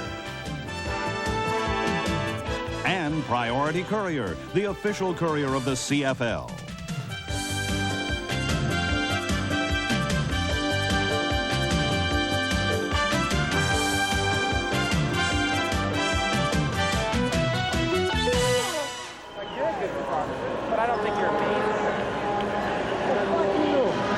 Murray Pezim roared on Thursday and seems to be meowing now. It's almost as though he regrets adding to the problems that his team is facing and came here trying to undo them. I don't think he has been nearly as successful as he might have hoped, and now it's up to the team to try to dig itself out of another big hole. Well, the undoing doesn't take place in a 15-minute meeting. The concern and obviously the pressure that's put on the players after Ottawa, they stayed and came to Toronto early, practiced here all week. It eats away at you. There's a problem as a player. You know there's a problem, but it's also frustrating when you can't do anything about it. Well, when it comes to game time, you can do something about it by doing your job and being competent, and that hasn't happened in a couple of situations. Well, it's pretty tough to coach against fumbles and interceptions, except to say don't let them happen. And the Lions have made their own problems tonight by giving the ball to the Argos. Exactly, but you also have to look at the good side. Errors are made, but a good football team is taking advantage of those errors. You can turn the ball over all you want, and some teams have. But people that put it in the end zone following the turnover, those are the good teams that take advantage and end up winning.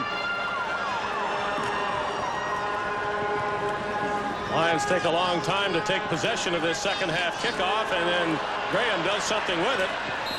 The Argos, too many of them, got downfield in the wrong place, and Graham got some room, so the Argos don't cover that kickoff nearly well enough, and the Lions have the ball at their own 44, and Doug Flutie has returned to quarterback BC.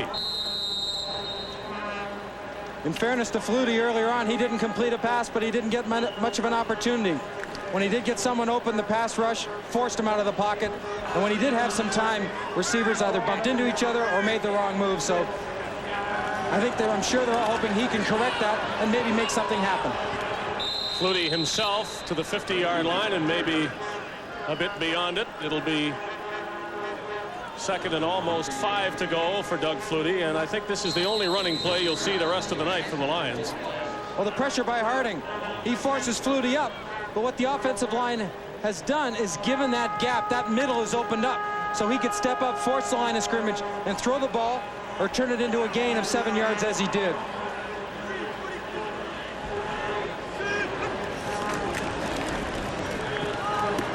Willis, and he caught it before going out of bounds for the first down.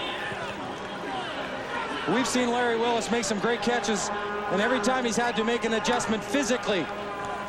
And this is just another good one. He comes around, works a flat. He's in front of Barry, but he has to swing around and backpedal, come off his feet and stay in bounds, and he does all three. That is the first pass Doug Flutie has completed tonight.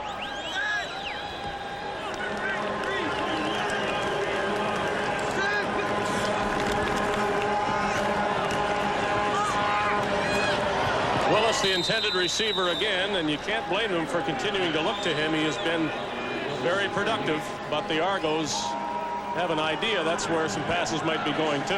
And we have seen Flutie, when he has thrown the ball on a couple of different occasions, whether it be to Willis or Alexander, that the ball seems to be released a little bit higher.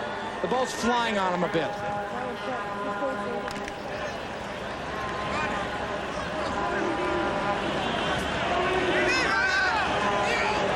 Willis is to Flutie's left, matched against Reggie Pleasant.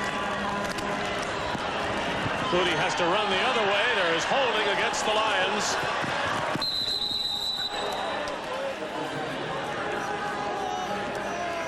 Ian Sinkler, the center, tried to get away with one, and somebody was watching him.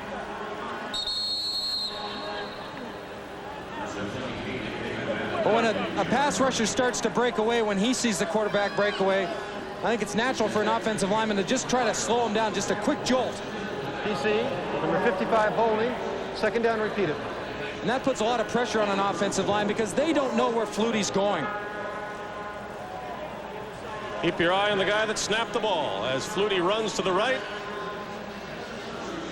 There's the holding.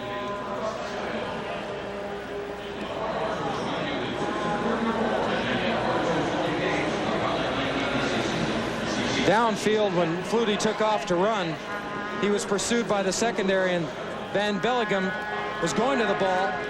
But as we saw in Ottawa, Ray Alexander came back, as he did in Ottawa, to Greg Stuman and laid a vicious shot. Vicious meaning good and clean, but a good tough one. And this time the recipient was Van Belleghem.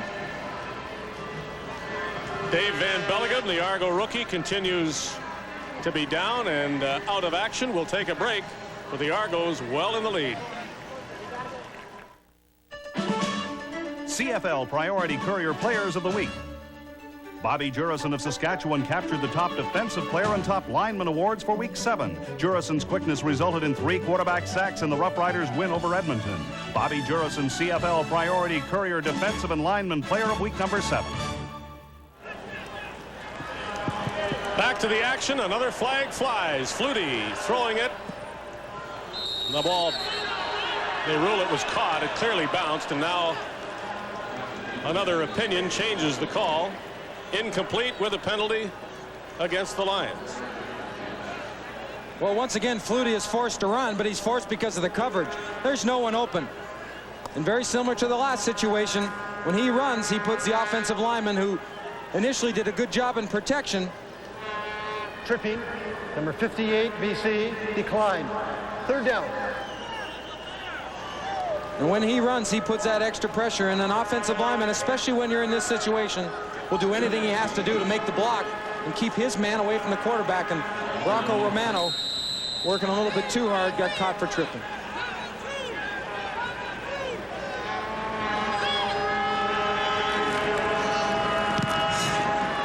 Fine punt by Pasaglia sends Clemens back close to his 10-yard line, gives him a head.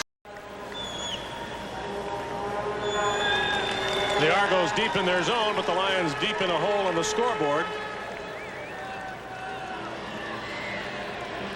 As the Argos will start from their 7-yard line.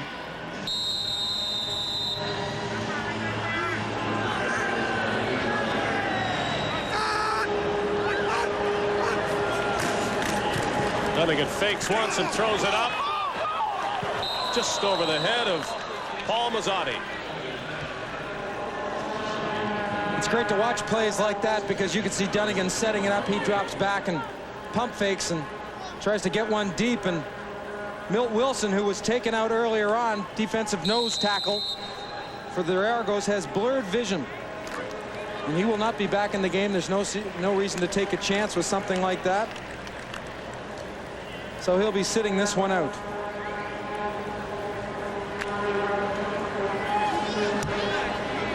Second down from the 7-yard line. Dunnigan sees his receivers go offside.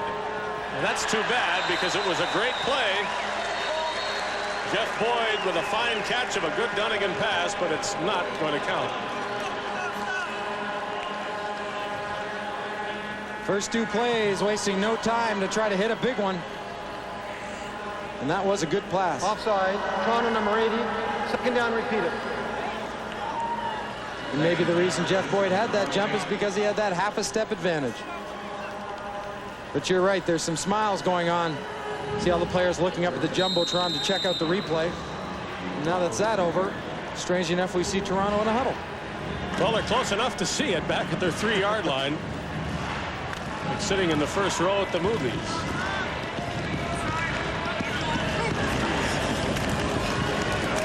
Dunnigan is hit as he throws that one. Smith turns and can't bring it in. And Dunnigan paid a little for that pass. He remains on the ground in the end zone, and the Lions have a chance to get the arms in the air. You can feel the shot right here. McCready comes off the block of John Coughlin and wastes no time.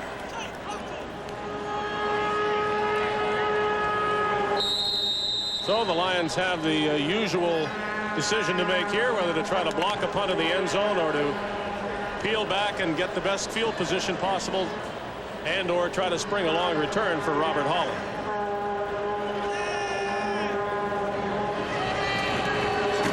They're going for it.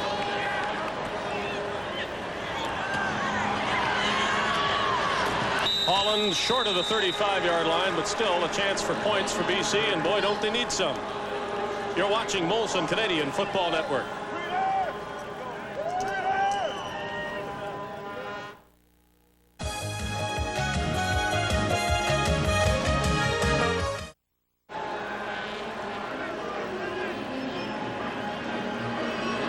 Lions with the ball at the Argos 36-yard line. Still 11 minutes left in the third quarter. Lots of time, and the Lions need it all, down 28 points. Flutie remains at quarterback, throws to Willis, and Larry Willis has a first down. Well, that quick hitter, you're going to watch Toronto drop back. Willis is going to find a spot. See them working to their zone. Don Wilson goes to the flat. Linebackers are moving over, and Willis just finds that soft spot, gears down, catches the ball, and then prepares to take some shots. Larry Willis just about the whole BC offense lately. Change it up and get a touchdown to Emmanuel Tolbert, and it's about time he held on to one. His reward, 6 points. Well, I'm sure it'll help his confidence. He's dropped a couple of easy ones, and I don't know if he would want to return to the bench if he had dropped that one. Watch the line of the ball. A quick fake to the flat, and then downfield, almost thrown behind Barry. But Tolbert was wide enough, close enough to the sidelines, that the line of that ball was not affected by the coverage.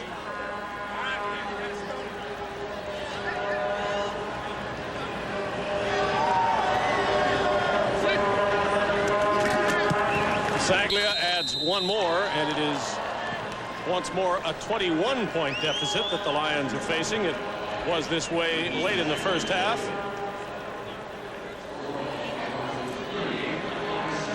Well, Flutie can get his receivers firing on all cylinders and catching the ball. There'll be more jumping up and down for not only Flutie, but the BC Lion offense and Coach Q.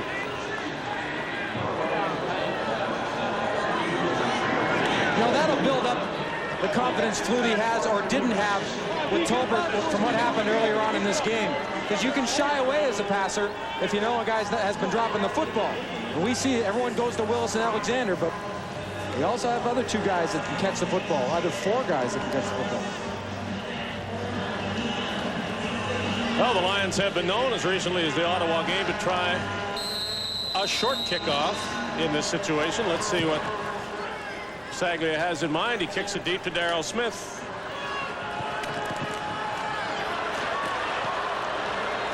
Smith to the 42-yard line where Willie Pless makes the tackle. Well, home at the Dome. Our CFN address in Toronto, as usual, the Sky Dome Hotel, close to the stadium and almost as close to downtown. It's affordable. They give wake-up calls, and speaking of that, the Lions have needed one. They may have got one with a touchdown by Emmanuel Tolbert.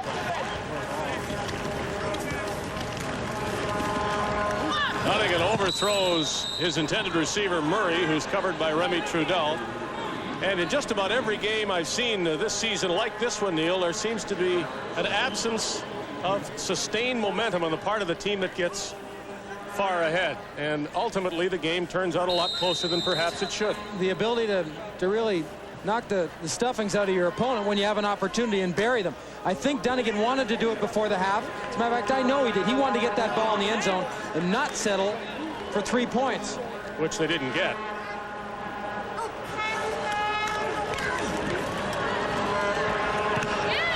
Passes like that will help spark the Argos again. Andrew Murray one more time into BC territory.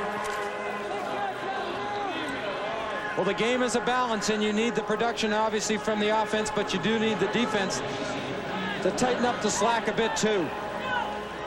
And every time it seems like the Lions' offense has come up and put some points on the board, it hasn't taken long for Toronto to come back and equal that tally by another 6 or 7 points. Dunnigan is rocked by Landry, and it's a good thing Matt saw him coming. Well, you know, Landry lines up as a middle linebacker, but a couple times, the first time we saw him jump Mike Clements in the first half, this time, look where he is. He's to the outside, and he just simply beats the block, and it's a good thing Dunnigan ducked. Loss back to the 49 of the Argos. They have to go just about to the BC 43 for a first down. The quarterback sacks have been few and far between. The Lions came into the game with the fewest in the league, only 13. It was their problem last year. It's one of their biggest problems this year.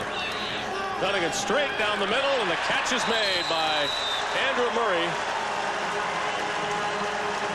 All the ex-Lions in double blue tonight, he's doing as much damage as anybody. You know what? If Dunnigan doesn't put some zip in this ball, it could be intercepted. Watch the release. There's no loft on that. That's on a straight line to Andrew Murray. When he's throwing into an area when Trudel has good coverage and Ryan's not far away, that ball has to get there and get there in a hurry, and it did. The fifth catch, 75 yards for Andrew Murray.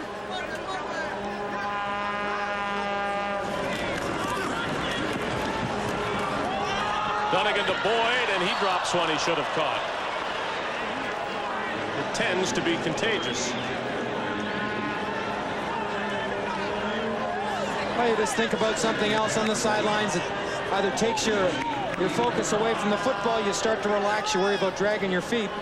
It can happen. Hasn't happened a lot with the Argos this evening.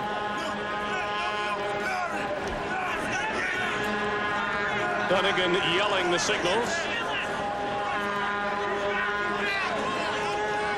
As is necessary with this snow huddle offense. Here's Matt Dunnigan again down the middle for Murray. He got a hand on it, and it is incomplete. Andrew Murray blaming himself, but that would have been a fine catch had he made it. He couldn't, and it is third down and Chomik one more time to try to put the Argos over 40.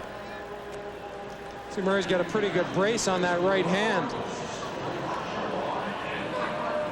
Can't make it any easier to catch the football with that either. But as he pointed out when he got up off the ground, he could touch it, so he should have caught it. Lance Chomik's 40-yard effort. Good, and it is 41-17 in favor of the Toronto Argos. Argos trying for their 4th win in this, their 9th start of the season.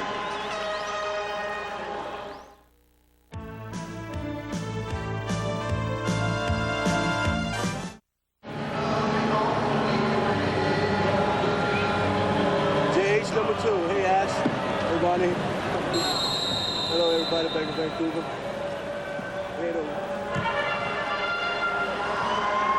Lance Chomik's kickoff rolls out of bounds. He's kicked enough field goals, but that wasn't one of them. From the 25-yard line, the Argos say go back and do it again because of that.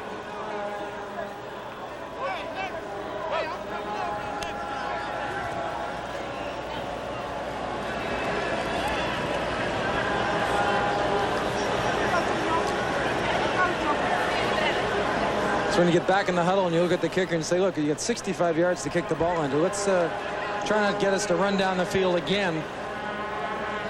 Well, there's a certain risk involved when the Argos, as many teams do, try to put the ball into one corner of the field and then cover just that territory rather than trying to cover the whole field. I mean, it's this wide if you want to put it right down the middle, so to one side it goes. This one down the middle, and the Lions bring it right back up with Sean Stewart, rookie linebacker, doing that almost to midfield. Well, Doug Flutie continues to progress as a CFL quarterback. Just what does that mean? I think I have. It's a different philosophy, different way of thinking with 2 downs. Learning to use the wide field to your advantage is a challenge. It's just, there's some little things that come every week. There's a ruling that comes up. Last week, we scored a touchdown to come within 7 points, and instead of trying an onside kick, they turn around and kick us the ball. You know, there's some rulings that just pop up every week. So there's new things that come up all the time. And the ball came up to him on a bounce from center, and there is a flag attached to that as Flutie scrambles around and makes it back to the line of scrimmage.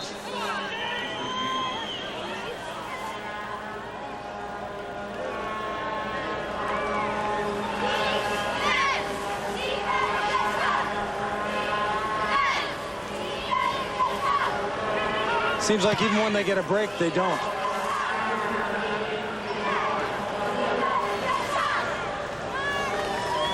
Well, it's a team that for much of the season just hasn't executed well enough, apart from whatever other problems there might be in terms of talent, coaching, management. This is a team that hasn't executed and hasn't played with nearly the consistency that is required of a winning team in this or any league. Flutie rifles it down the middle and does get the first down.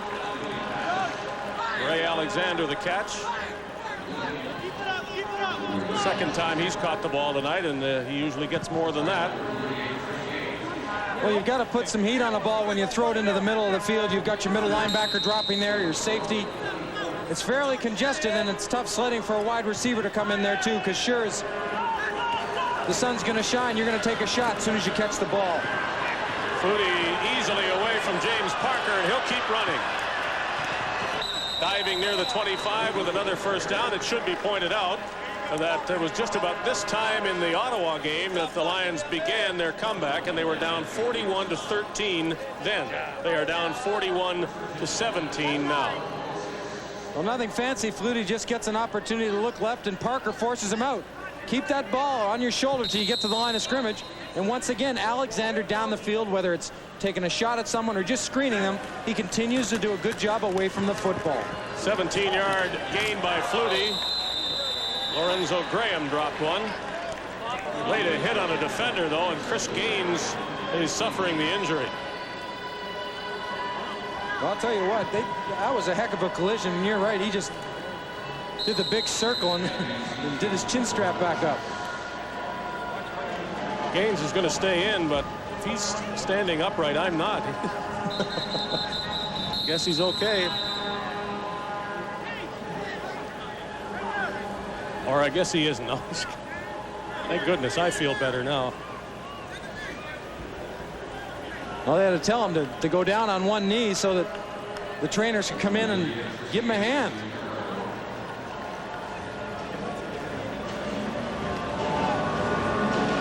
He is noted for his own hitting, but Chris Gaines was on the receiving end of Lorenzo Graham's shoulder. And making a fashion statement for his haircut, too. Well, before that last play, he had a full head of hair. He's a tough middle linebacker. He's gotten better and better. And I'll tell you what else he does well. He works well on special teams. He might lead them in tackles on special teams. So it's a full evening for him when he comes to this stadium.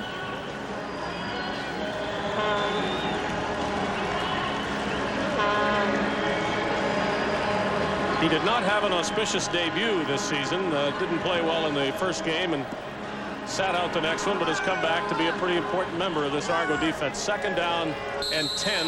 The Lions are at the Argo 26.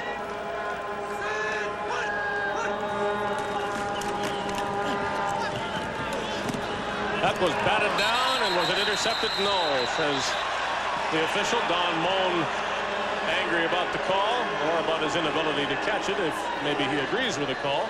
Well, the call was made quickly by the official. He was in the right position to see the ball go through. Moan tried to cradle it. Didn't have a chance. Now, we get on the officials sometimes about making the wrong calls, but more cases than not, you see the ball being knocked by Harding. See it go through and drop, and that official is right in the right position to make the right call. Sagley is in the game. Flutie is there to hold it or to throw it. It'll be a field goal, and Pasaglia makes it. That makes the score Toronto 41 and the BC Lions 20. Let's pause 10 seconds for stations from coast to coast to identify themselves. You're watching Molson Canadian Football Network.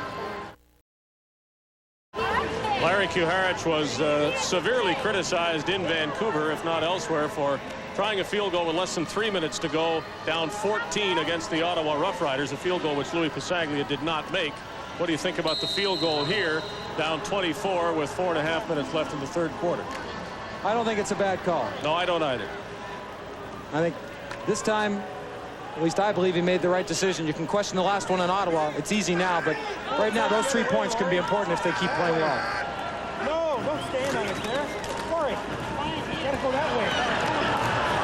Dunnigan is chased and dragged down as he goes out of bounds. If anything, I think the Lions really did try too hard to come back too early in this game. Late in the first half, I think there were some mistakes made that gave the Argos 7 points and a chance for more. And if you take those off the board for Toronto, then it is a very different game right now. Oh, I don't think there's any question about that. And I suggested that I thought they would stay with the game plan. There was, there was games of time left. You didn't have to go for the throat. And they did do it in one drive, and then they came right back, and especially down in their own end, they threw a ball that probably should never have been thrown. The Statue of Liberty, if you'd like to call it that, to Michael Clemens.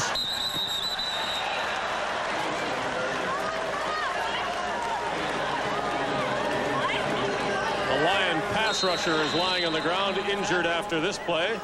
This is what it's like to have to tackle Clemens. He's going to get out. Watch this movement. Good block downfield. Whoop. Johnson figures he's got a shot at him, but tell you what, Clemens can almost come to a standstill and then just explode out of the position and make a tackler miss.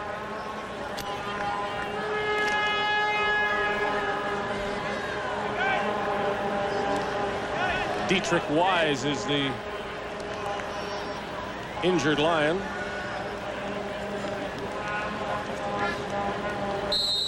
Well, I think we've seen a noted improvement in the Lions pass rush.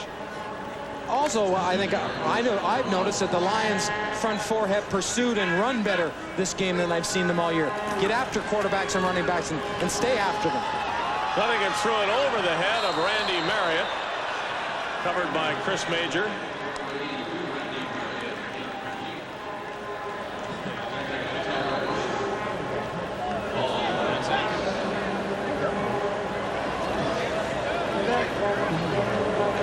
Let's try to figure out what's wrong now. Sometimes you can just take a shot and you don't know where you took it. You don't know why it hurts so badly. It just does. Second down Argos from their 47. Just over 3 minutes to go in the third quarter.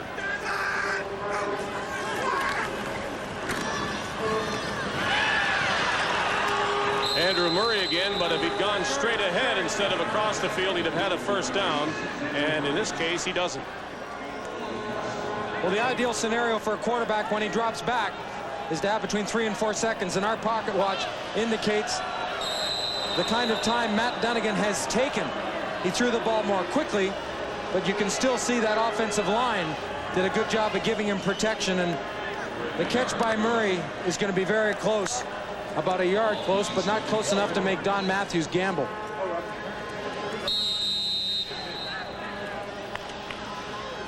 They need 2 yards, really, and they don't think about going for it. Harper to punt, trying to punt the Lions deep in their zone.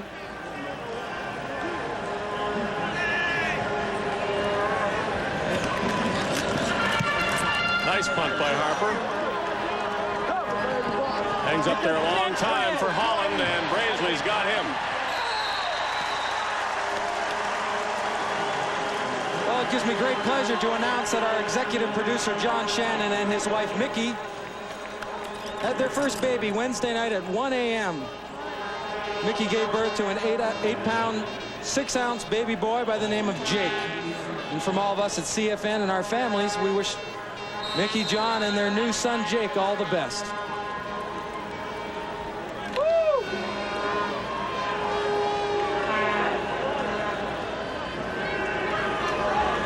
Lions at the 15-yard line. And there is another running play in the repertoire. Changing things up a bit.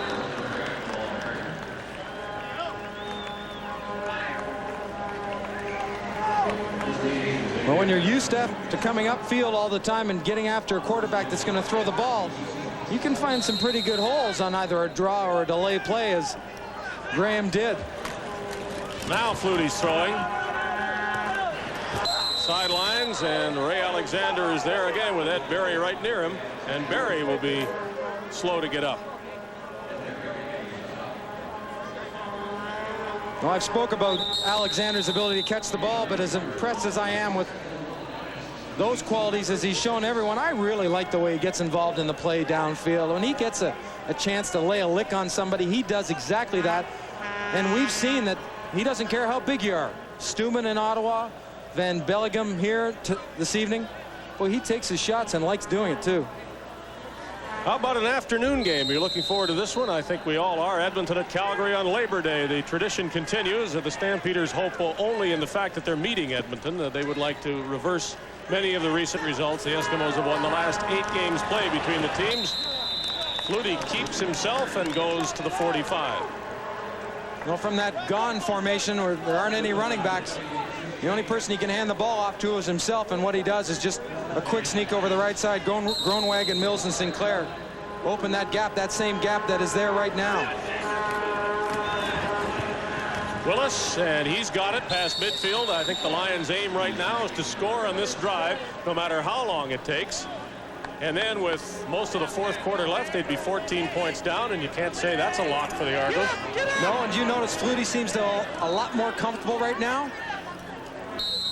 The better you are, if you can get the ball away quickly to an open receiver, you don't have to take the 3 seconds. Willis is 1 yard short of 100 in this game. Flutie wanted to throw it a couple of times and probably should have thrown one of those instead of a floater to Jake Christensen that was in danger of being intercepted. Assistant coach Jim Young conferring with Coach Gerhardt.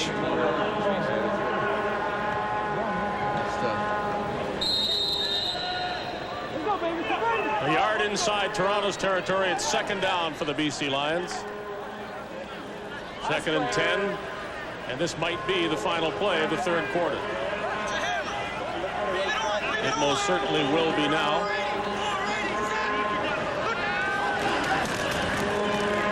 Flutie to Christensen. He took one hit.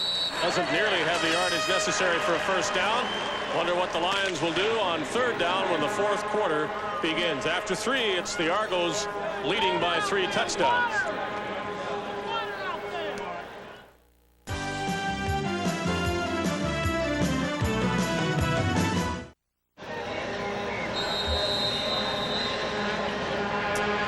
It is is third down, and the Lions are going to gamble. It is third and 3.5 yards to go, maybe 4.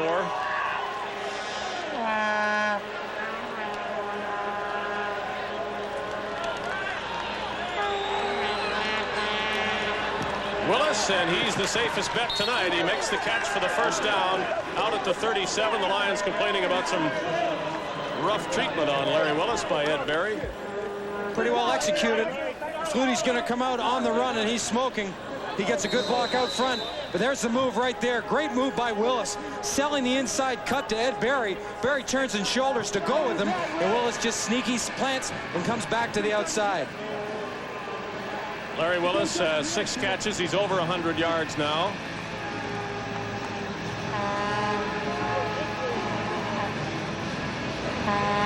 Came into the game with 31 catches for an 18-yard average and 5 touchdowns.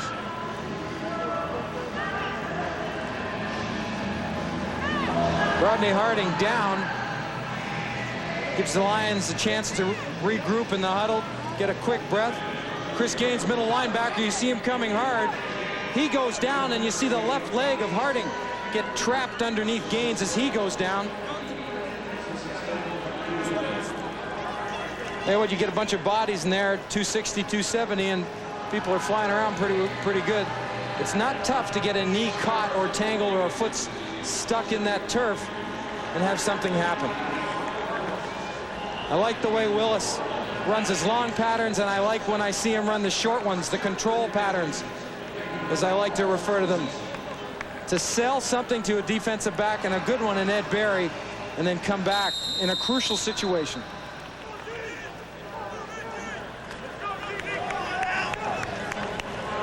Lions are aiming for the end zone, and you would think nothing short of that now.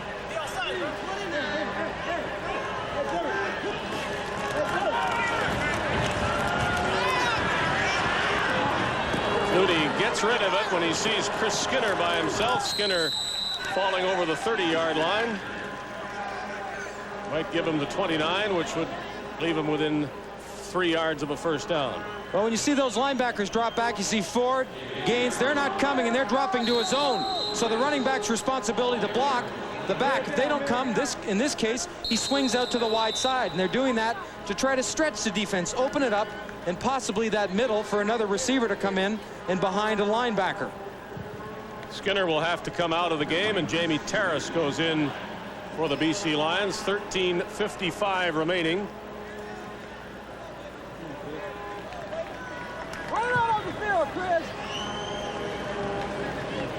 Chris Skinner hampered by a sore shoulder most of the season. Larry Carhart saying just up to a couple of games ago he was starting to feel more like himself, stronger when he worked out in the weight room in between games, and that's a pretty good barometer on how an injury comes along, is how you can work it out, if in fact you do work out between games. Ball just inside the 30-yard line.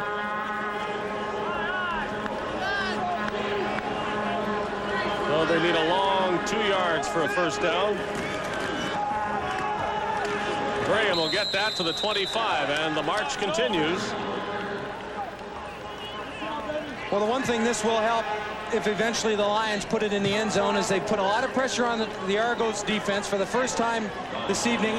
They've got to be starting to feel a little bit of stress of Flutie running around, that kind of pressure. Plus it gives their defensive front a chance to recoup, get cooled down and get ready to go. More short stuff, but it's not caught by Lorenzo Graham.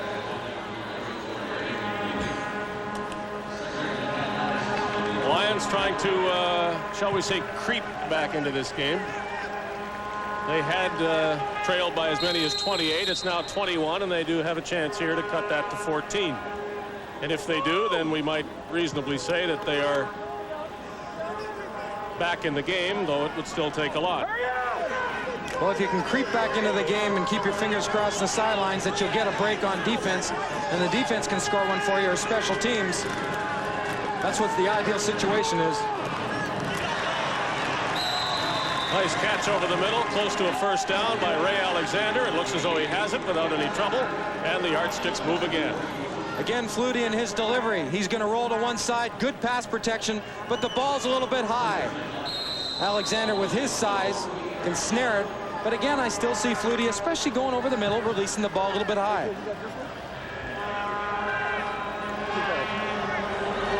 He's doing. 12.5 yards away from a touchdown they need badly to keep this game alive. Flutie throws it to a wide-open receiver in the end zone. Jake Christensen has his second touchdown catch. And the Lions with a converter down by 14. You go find an open spot. Offensive line. Great job of protection. Look at this. No one even close. Then Harding does come off the block. And Christensen has found a niche in the corner far enough away from Brazeley so he can't even react and get to the football after it's been thrown. Good receivers will find that soft spot and give your quarterback a target. And this has been an excellent drive for the BC Lions. Saglia converts it. The score is 41-27. Molson and the Canadian Football Network are proud to bring you the best of the CFL.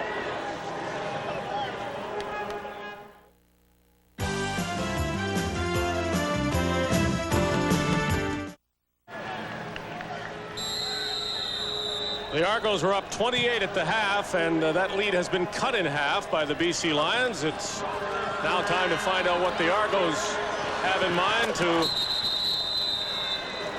breathe easily again, and what the Lions might try to do to continue this comeback. Well, if a quarterback has time to check out all his reads, watch Flutie. 1, 2, 3. Now he moves. This is his fourth read or his fourth look downfield.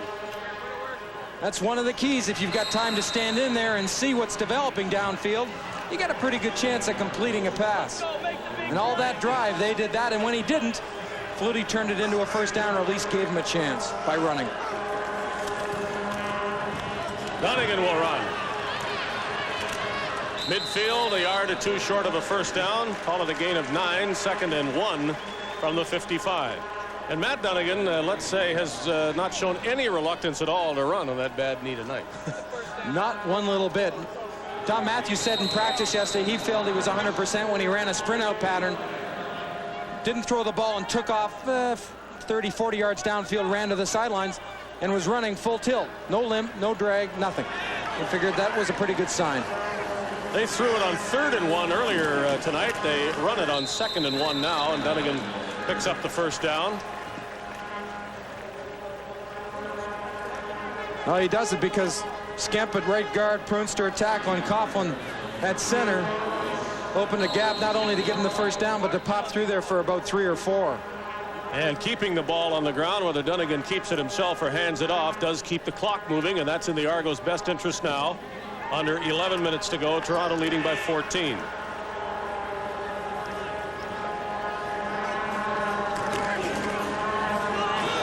Two pump fakes by Dunnigan. And a soft pass to Clemens on the end of the play, and Michael Clemens is taken down at the 47-yard line, a gain of only a couple. Well, he had me going on the second pump, not here, but the next one right there, he had me looking downfield. Good block, peeling back. Watch everyone now work to the ball. Ferroni lays a pretty good lick on Mike Henry, and then just a soft touch to Clemens. Let Clemens get all of the yardage, and it was only 4.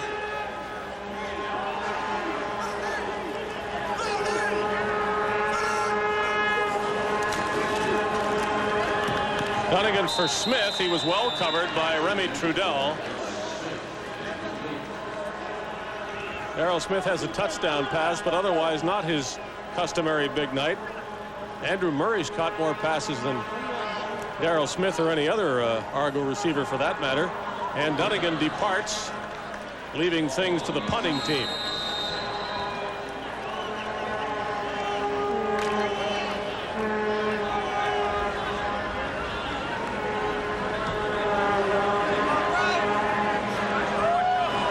Seems like BC has left their defense in. They've got Rick Ryan deep. Now Holland's going back. Some confusion on BC's part. Holland gets back there just to watch the ball go out of bounds, and if Harper was trying to do that, he did it perfectly, and that's what he should have been trying to do, put the Lions as deep as possible, and they are inside their 10-yard line.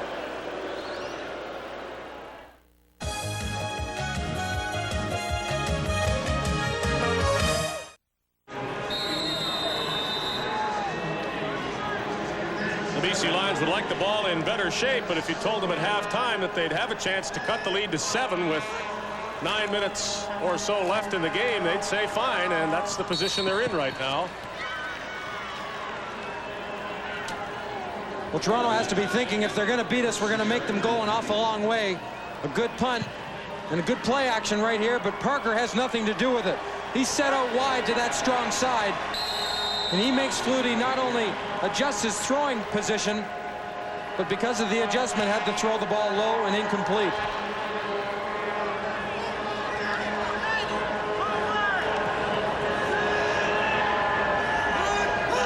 Second and 10 from the 8-yard line. Including lots of time. Skinner needs some speed to get outside of Don Wilson, and he won't do it with enough yardage for the first down. Taken down at the 14-yard line. Flutie forced to throw to the running backs. And good support not only by Wilson, but Ed Berry to the outside.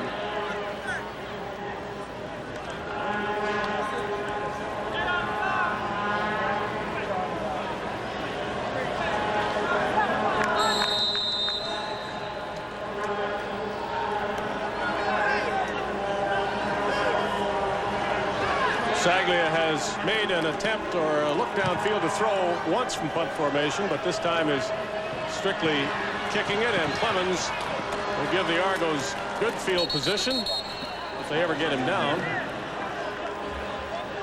Argos will be well inside BC territory to scrimmage the ball with 8 minutes and 21 seconds remaining. We've lengthened the story to fill the screen, really, to be told in the first line. The Argos get 3 touchdowns in less than 2 minutes, all directly as a result of BC turnovers, a couple of fumbles and an interception, and right now that looks like the story. Let's put it that way. It turned the game from 7-3 to 28-3. It's a bit closer now, but the Lions need something to happen and need it in a hurry. Matt Dunnigan, as he has done all night long, helping his own cause with his own running. I would guess he could wind up the leading rusher in the game. Well,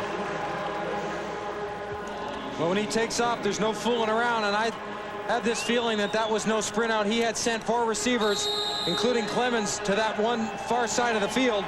He takes 2 steps back, and that's almost like a quarterback draw off tackle. Almost seemed like he clears those eyes in his head for a second. Took a pretty good shot at the end. I keep thinking back to the newspaper headline that said Harry Ornest wanted more running from the Argos. With what he has invested, I'm not sure he wants it from him, but Matt will deliver, I guess, if the guy who pays the bills is unhappy. Well, as it's been said before the game, remember who asked or thinks there should be more running. Not necessarily the coaches or the players, but it was the owner, and I think the players and the people involved have a better handle on it. Again, I'll say, if he's running with the football, he's safer than he was right there throwing it with Mike Henry laying into him from behind. However, Dunnigan's healthy one way or the other tonight. 23 yards away from the BC goal line. The Argos are second down, and Dunnigan's on the run once more. Darrell Smith on one knee is in the end zone for his second touchdown. Dunnigan's third, and the Argos haven't had a touchdown since the first half.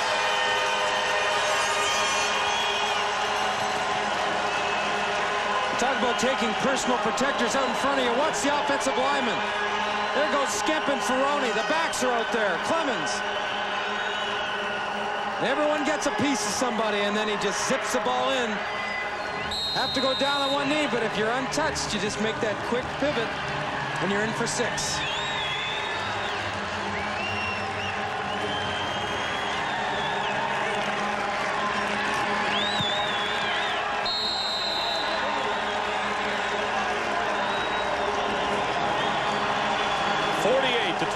In favor of the Toronto Argos, just your normal high-scoring CFL game.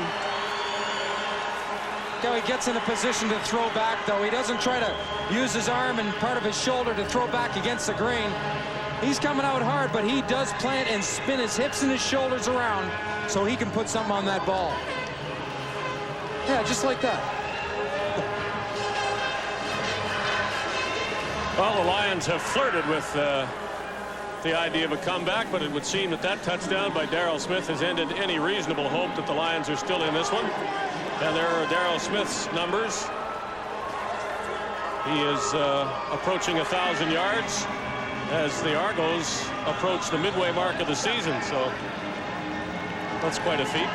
He's also been very involved on punt return. On an occasion, he steps back and gives Clemens a blow, or Braze, whoever's back there, and shows you some of his quickness in that role. He's got a chance to hit 1,000 with a couple more decent catches tonight. Graham on the return. Elliott trips him up.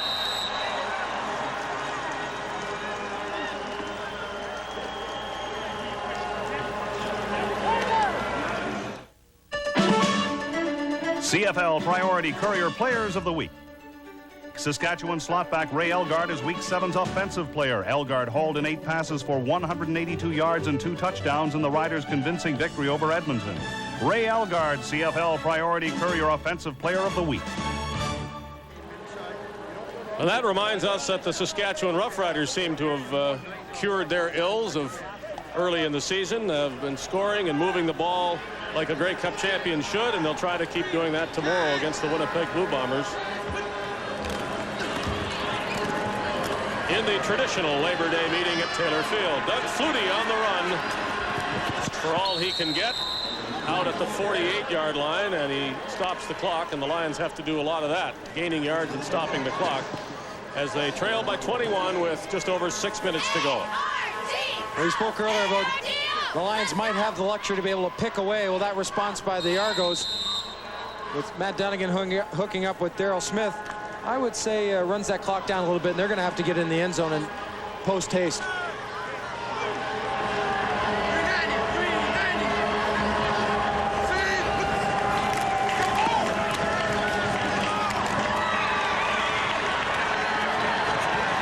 Sidearm and incomplete, and Flutie knew where that was going.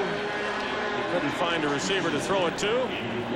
The Molson MVP will be selected following this game, and it is quite likely it'll come from this bench. The Toronto Argos leading by 21 points. Maybe players in both teams already thinking about the next game, and it's another Toronto BC game Thursday at BC Place Stadium, and one can only wonder about the reaction of BC fans. Murray Pezim telling us at halftime that they're the ones who will decide the fate of coaches and managers and players. Not quite directly, though. The fans, if they think they're in charge, might have a whole lot to say when they get their next opportunity. Chris Gaines with an interception. One more turnover to add to the ledger, and Gaines gets a hit to the head that isn't supposed to happen.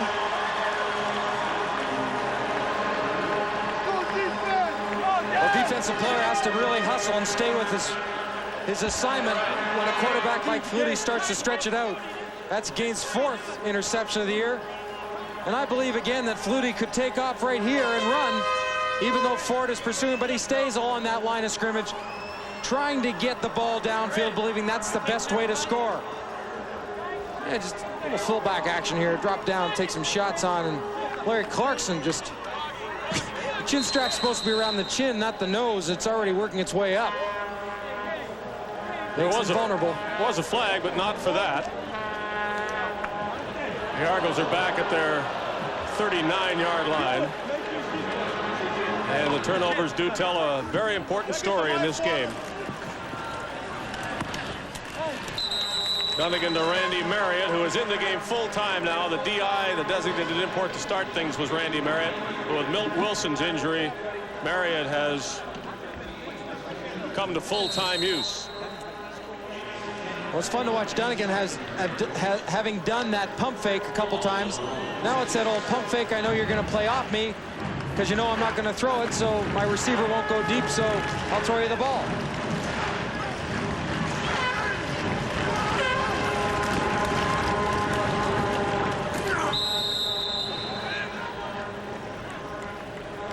Well, Kevin Smelly's part of this game is carried for a yard. Labor Day, Edmonton and Calgary with first place in the West at stake. And the first of a home-and-home series is that meeting. And the Argos now are safely ahead, or there is just a little time left, and Rick Foggy might get his chance. to play against his former teammates as Matt Dunnigan has done. And I bet you he's looking forward to it, too. As Matt Dunnigan did. Maybe even a little bit more.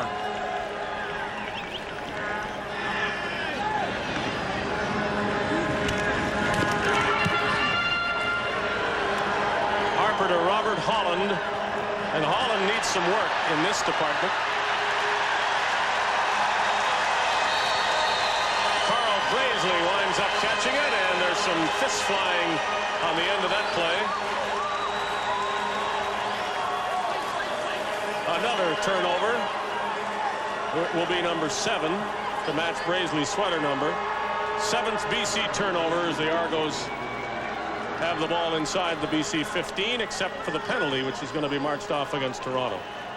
You see that ball carry and Holland up a little bit too close to begin with, and it's not an easy chore to be backpedaling and catch the ball, especially when you can see it flying on you. And just good special teams getting down to the ball, and Braisley gets himself a gift.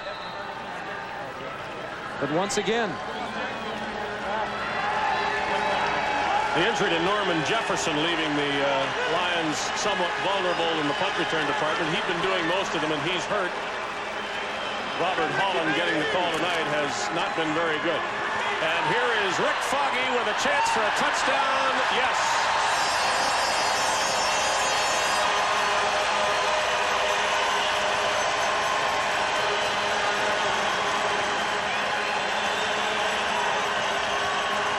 We've talked about Doug Landry in the middle moving to the outside.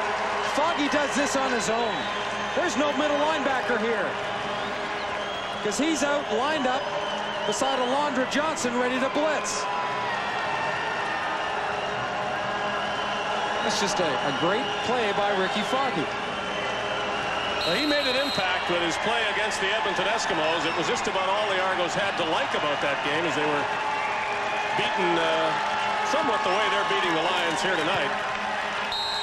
But Foggy got himself a chance to put the uniform on again, and now a chance to play against the Lions. And he's part of that score now, 55-27. Yeah, baby! Well, before the season started, Don Matthews had said he would like to set a goal for his offensive team, and that is to score 40 points or more per game. And he's fallen short on a number of occasions, but I would say this can bring up his average on whole for the season. You know, you can't judge Ricky Foggy on one play, though. He made a heck of a run there. But that makes an interesting creates an interesting combination for the Argos with those two at quarterback, if they're both healthy. Well, it's some night for all of the ex-Lions on the Toronto side of the field, and we're talking about that man, Don Matthews, and Matt Dunnigan, and Rick Foggy, and a guy like Andrew Murray, who has caught some passes, and Quick Parker, who's part of the Toronto defense.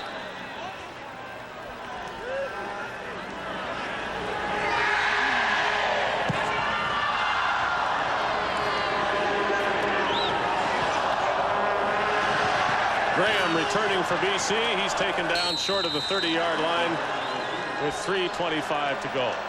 Well, Murray Pezim did say at halftime he thought he had a great football team, and it'll take even more courage to say that at the end of this game, though he remains optimistic that things can get better. Well, I think as an owner, he has to believe in the people he has, not only on the field but in management. But I'm sure there has to be some question marks thrown up in the air on a couple of performances. I like his savvy in saying he has a great team, but he should maybe sit down and watch a few game films. Or maybe he shouldn't. Almost another turnover. Don Moen reaching for one of Doug Flutie's passes.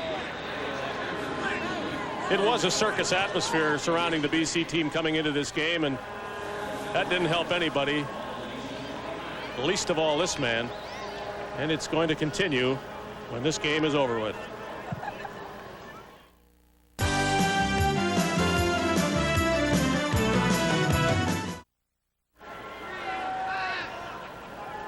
Under 3 minutes to go now. The Lions from their 29-yard line. Flutie over the head of Lorenzo Graham. The Lions coming into this game were 8th and last in the CFL in the giveaway takeaway category, and they're still last because of this. All these turnovers for all those Argo points, and the Argos have only been able to take the ball away, or the Lions have only been able to take the ball away from the Argos once.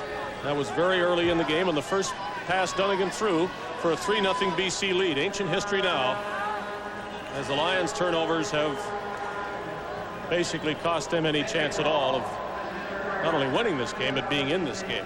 Well, people might sit at home and say, well, you know, if they don't turn the ball over, they win the game. Those things don't happen. You have to figure that it's going to happen a certain percentage of the times. But even eliminate a quarter of those, they're in the football game, as you said. Have to take away the 3 that gave the Argos their instant 21 points in the second quarter, and then maybe it's different.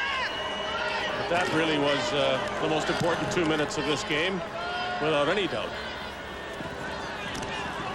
Clemens. He can score if he gets a block or 2. He will score.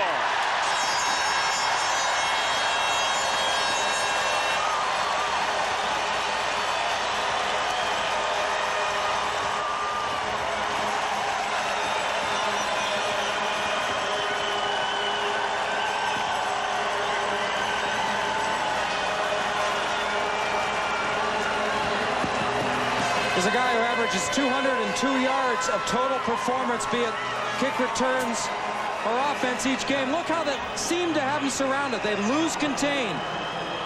And then there's a wall, and there weren't an awful lot of blocks thrown there. Don Wilson downfield. Number 34 makes a good block. And Clemens did it earlier, and it was called back. That play is followed by not a flag, but an extra point.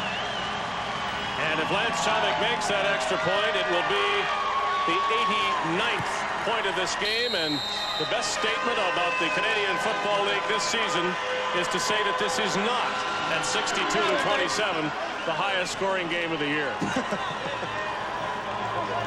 The honor of that distinction, call it what you will, belongs to the Ottawa Rough Riders and the Edmonton Eskimos in late July, who scored 96 points. 50-46 in Ottawa's favor was that game.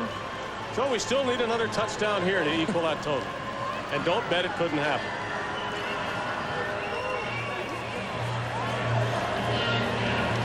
We've seen some explosiveness from the Argos. All aspects. I think as a coach, you dream about a game that every component of the football team participates. And Don Matthews has it all. Special teams, offense, and defense. And it's just so good. I don't even know if I'd watch the game films. Just give the guys a day off tomorrow and say, no need to see. We played well enough. Let's just get ready for our next one. We are 2 touchdowns away from the highest scoring game ever played in this league, which produced 103 points back in 1982, Hamilton and Calgary.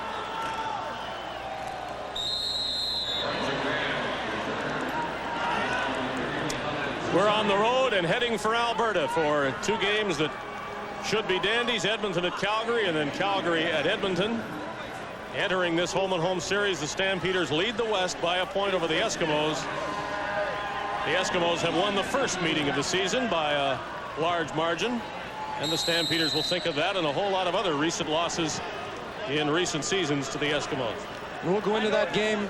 It can be featured by 2 outstanding special teams players that can supply us with some of the excitement. We just saw Mike Clemens, Gizmo Williams, and Derek Crawford. And they can light it up too anytime.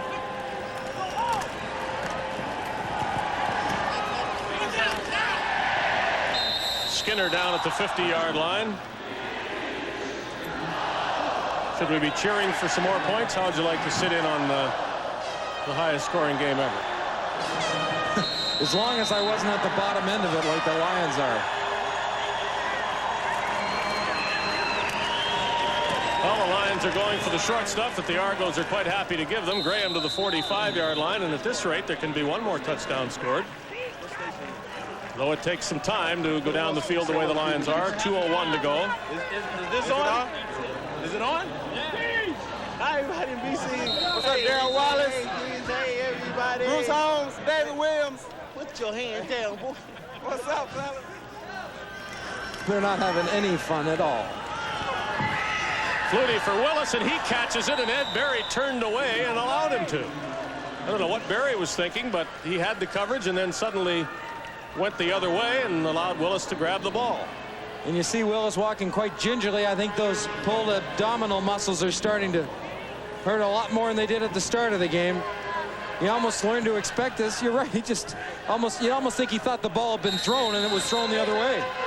Or he's looking for the highest scoring game in CFL history. Well, he's close to finding it.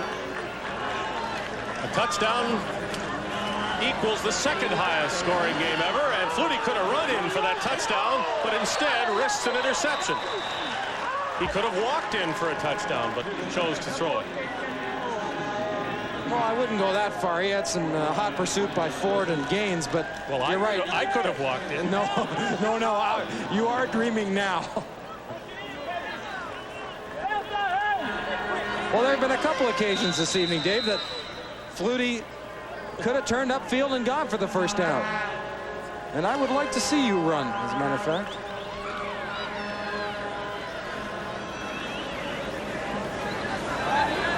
.139 to go. The night needn't be longer for the Lions, but they'll have to wait for an injured Argo to be treated. 62-27. And if anybody has any ideas about me recapping the scoring, can we do it now? Otherwise, there won't be time.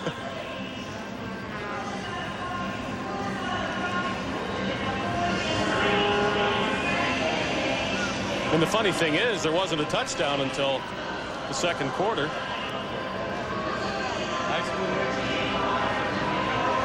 The funny thing is, the Argos had to come back for this victory. They were trailing by 3 points at one time. Not an insurmountable lead by any stretch to have to come back against. And that's about the list of funny things for the BC Lions, because they won't be able to manage a smile over this one.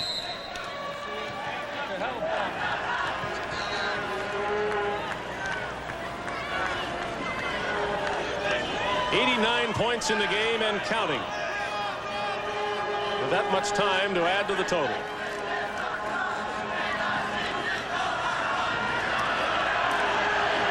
Now again I say, well, Flutie has to run in this time. And is unable to, down at the 5-yard line.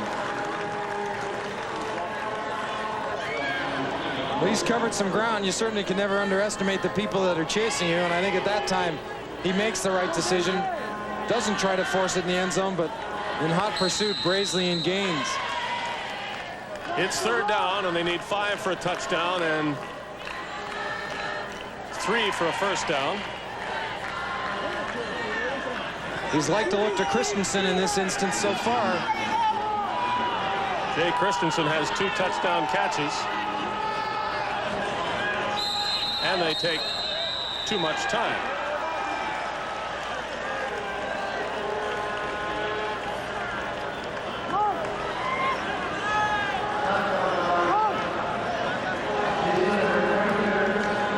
It's almost like you say, wouldn't you know?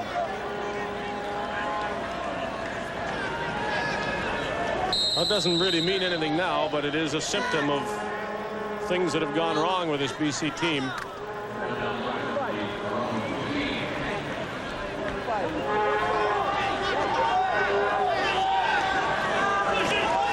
For third down, they'll go for it. Flutie fires for a touchdown, and with a convert, we have 96 points and the second highest scoring team ever, and Christensen has another touchdown catch.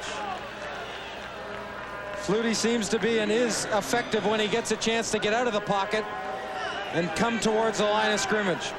Sets himself and gets Christensen behind the linebackers and gets the ball in between both of them. Until tonight, there had been only one game above 100 points in this league's history, and that still stands. There had been 2 at 96, and they can go to 97 with a 2-point convert. This is the second highest scoring game ever in the Canadian Football League. Once more, Jay Christensen, 97 points on the scoreboard and 58 seconds away from one more touchdown that would make it the highest scoring game ever. This man here has 20 of those points. Graisley just seems to let him go through, almost like there's a mix-up in the coverage, that he felt that the corner would be back, and Graisley was playing up. And there's no rest for the weary. Christensen has to get back on that kickoff team, and I'm sure he'll be close to, if not the man they're going to kick the ball to if they go with the short kick. Good contained by Hallman. That's why they made the move. Come upfield and don't let the quarterback out. But in this case, it forces Flutie up into that gap. And though it's satisfying to do, it doesn't make this game any easier to swallow.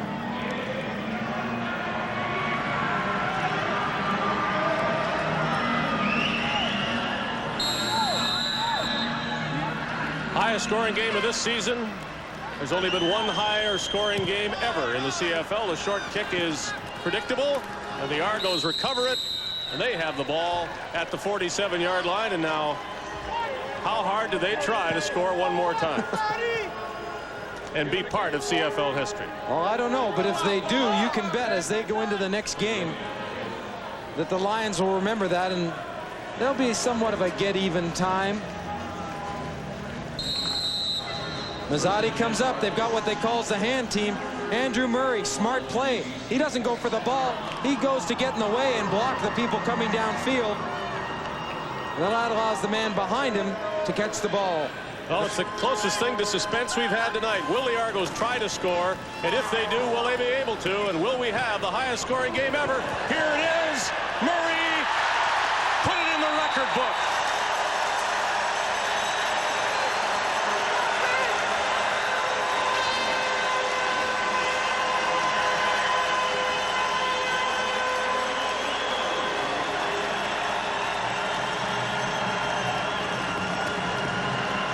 Well, there we have our answers on the same play. Yes, they tried, and yes, they did, and it will take the convert to make this the highest scoring game ever.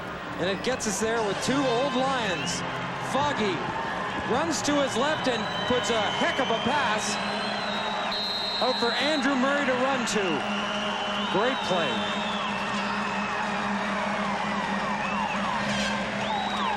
And watch the convert. Oh, my goodness. They do not break the record.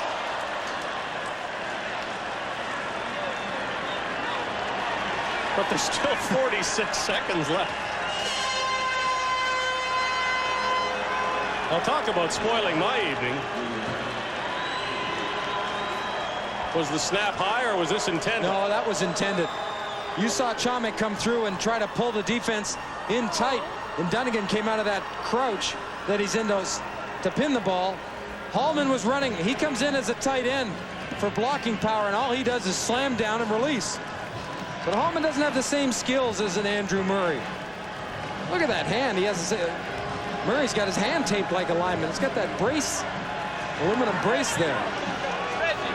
Well, I think you might want to call that rubbing it in if they tried for a two-point convert. Oh, I don't. That's exactly what you can call it. I wouldn't might anything. And they don't know what they just did by doing that. They tie and do not break the record for the highest scoring game ever.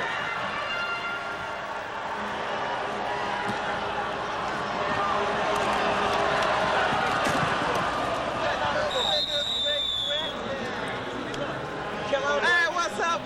Let me see. Darryl Wallet, David Wills, Tony Cherinato, Bruce Hahn. What's up, baby?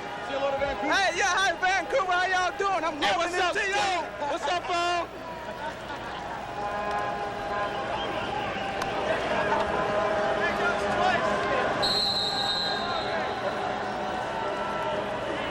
There is a rematch. Not very far away. I think Coach Q might want to walk back to the hotel.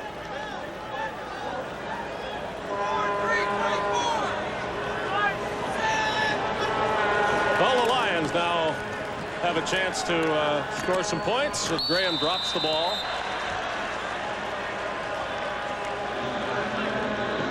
Andrew Murray, what a night for him, and I don't think there's any doubt it's his biggest ever in the CFL. Hey, that's number 2. Well, I know Don Matthews has been saying when Matt Dunnigan gets back, you'll see a different football team. Well, they look pretty good tonight.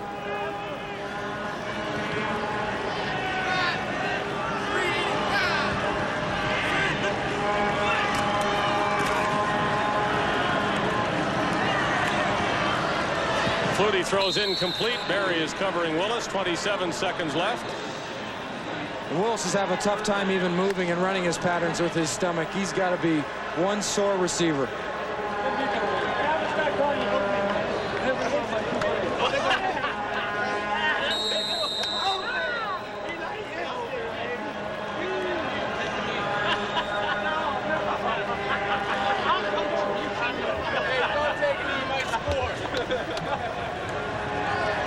Yes, there'll be celebrations in the Argo room, and there'll be a special section devoted to ex-Lions after this one is over. They gamble and make the first down. Tolbert takes a hit.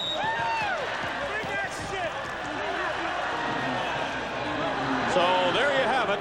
Until tonight, the highest scoring game ever in 1982, 103 points. And we've got exactly that many tonight, September 1st of 1990. BC at Toronto. And but for a two-point convert try, this would be the highest scoring game by itself. On its own, alone in the record book, it still could be. Christensen with another catch, 6 seconds left. And timeout has been called by BC. And the way it's been going in that last pass in a couple situations, if I'm Flutie, I'm going to look for one guy and only one guy. At least I'm going to look at him first, and that's Christensen.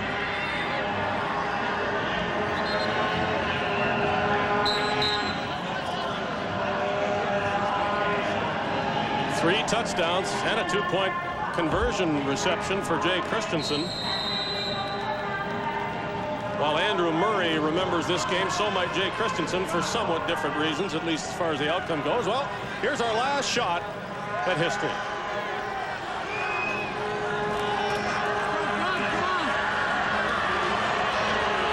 Yes, it's a record after all to Larry Willis. 109 points on the scoreboard. You know, in all this, I can't help but think, and it's not going to obviously put a damper on, but I think when the Argo coaches get back in, they still have to realize we scored an awful lot of points, but we've had an awful lot of points scored on us. Well, if they don't know it, I'll tell them.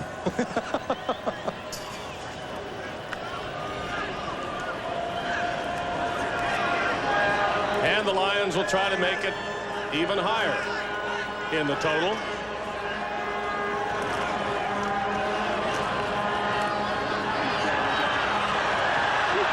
Well, Flutie will keep this game going a while longer. And he is in great shape. To the corner for a touchdown, or everything seems like a touchdown. It's a two-point convert is what it is. We'll only give him 2 for that. Christensen again has won the scoring title tonight, I believe, with 3 touchdowns and 2 two-point converts, and I have no idea what the final score is. I'll trust whatever appears on the screen. There it is. The Argos got a lot, and the Lions didn't get quite as many.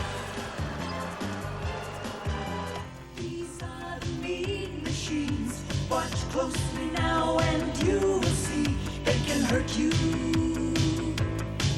they can cut you. These are the mean machines. This is Carl and Terry. Like many youngsters in the Champ program, they lost their limbs in accidents. That's why Champs say, whatever game you play, play safe. Play safe.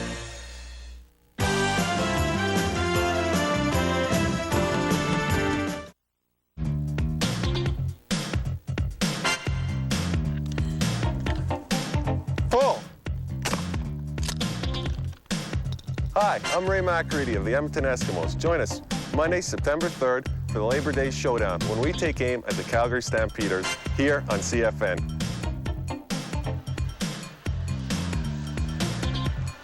The Argos defeat the BC Lions 68-43. I'm tempted to say, and so I will, that the most valuable performer in this game was the scorekeeper, and Matt Dunnigan is our runner-up for leading the Argos to this record-breaking victory, 111 points, the highest scoring game ever in CFL history, and Matt Dunnigan had a whole lot to do with that as he threw for 3 Argo touchdowns and close to 300 yards, and his running was a large part of what went on here tonight, too, as he rushed for 74 more yards. Matt, the first story coming into the game, and let's deal with them in order, was your knee, and I think I can speak for you, but that's not necessary with you here, that you seem fine. Yeah, it felt great. I didn't have much apprehension at all coming into the football game. It just kept getting better and better over the last couple of weeks, and I appreciate Don Matthews and Mike McCarthy and Harry Ness giving me the opportunity to get the thing well before I did actually come back. They say revenge is sweet. Well, yeah, it is. I'm just happy for everybody who came out west, or who came out east from the West Coast this past off season. Ricky Foggy, John Coughlin, James Parker, all the fellas, Marcus Thomas. It was just, it feels good, you know, but we got to play them again next week, so we're going to enjoy this one tonight and then get busy for next week. You do know this is the highest scoring game ever, and it needed the Lions points at the end to make it that. Your 1-point convert could have done it, but you wanted 2. That's right. We were just having fun out there trying to get 70. I don't know how many. They're just trying to put points on the board like the Lions were to the last seconds. And Harold Hallman came out onto the field, and I said, Harold, let's run a fire. And where'd that ball actually hit him? I want to know where that ball actually hit him. I was looking at the scoreboard trying to keep track of that. Okay, well, it was a lot of fun. We had a good time out here tonight. Thank God for our special teams as well, because they played really hard and got some big plays for us. Thank you. Good to see you healthy and smiling again. Thank you. Matt Dunnigan may never have smiled wider after this one, as he not only leads the Argos in the highest scoring game ever, but leads them to a big victory against his former team, one of them, the British Columbia Lions.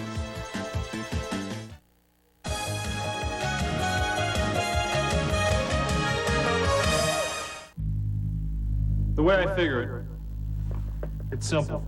You take 2 football teams, a great football stadium, add some football fans, and this is what you get.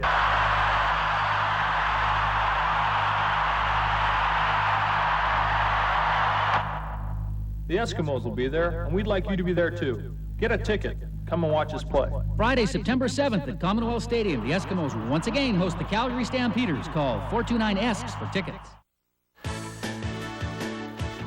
Onward and probably downward as far as the score total is concerned. We go to the Labor Day game, Edmonton at Calgary at 3:30 Eastern Time. Join us then, and thanks for watching what went on here tonight.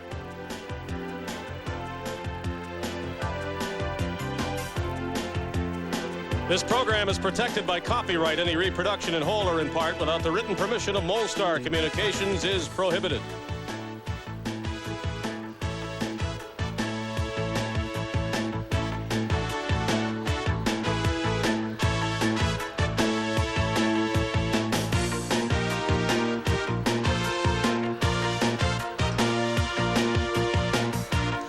Our coverage of the Canadian Basketball Football League continues on Labor Day Monday, when most of you will see Edmonton at Calgary at 3:30 Eastern Time on Molson Canadian Football Network.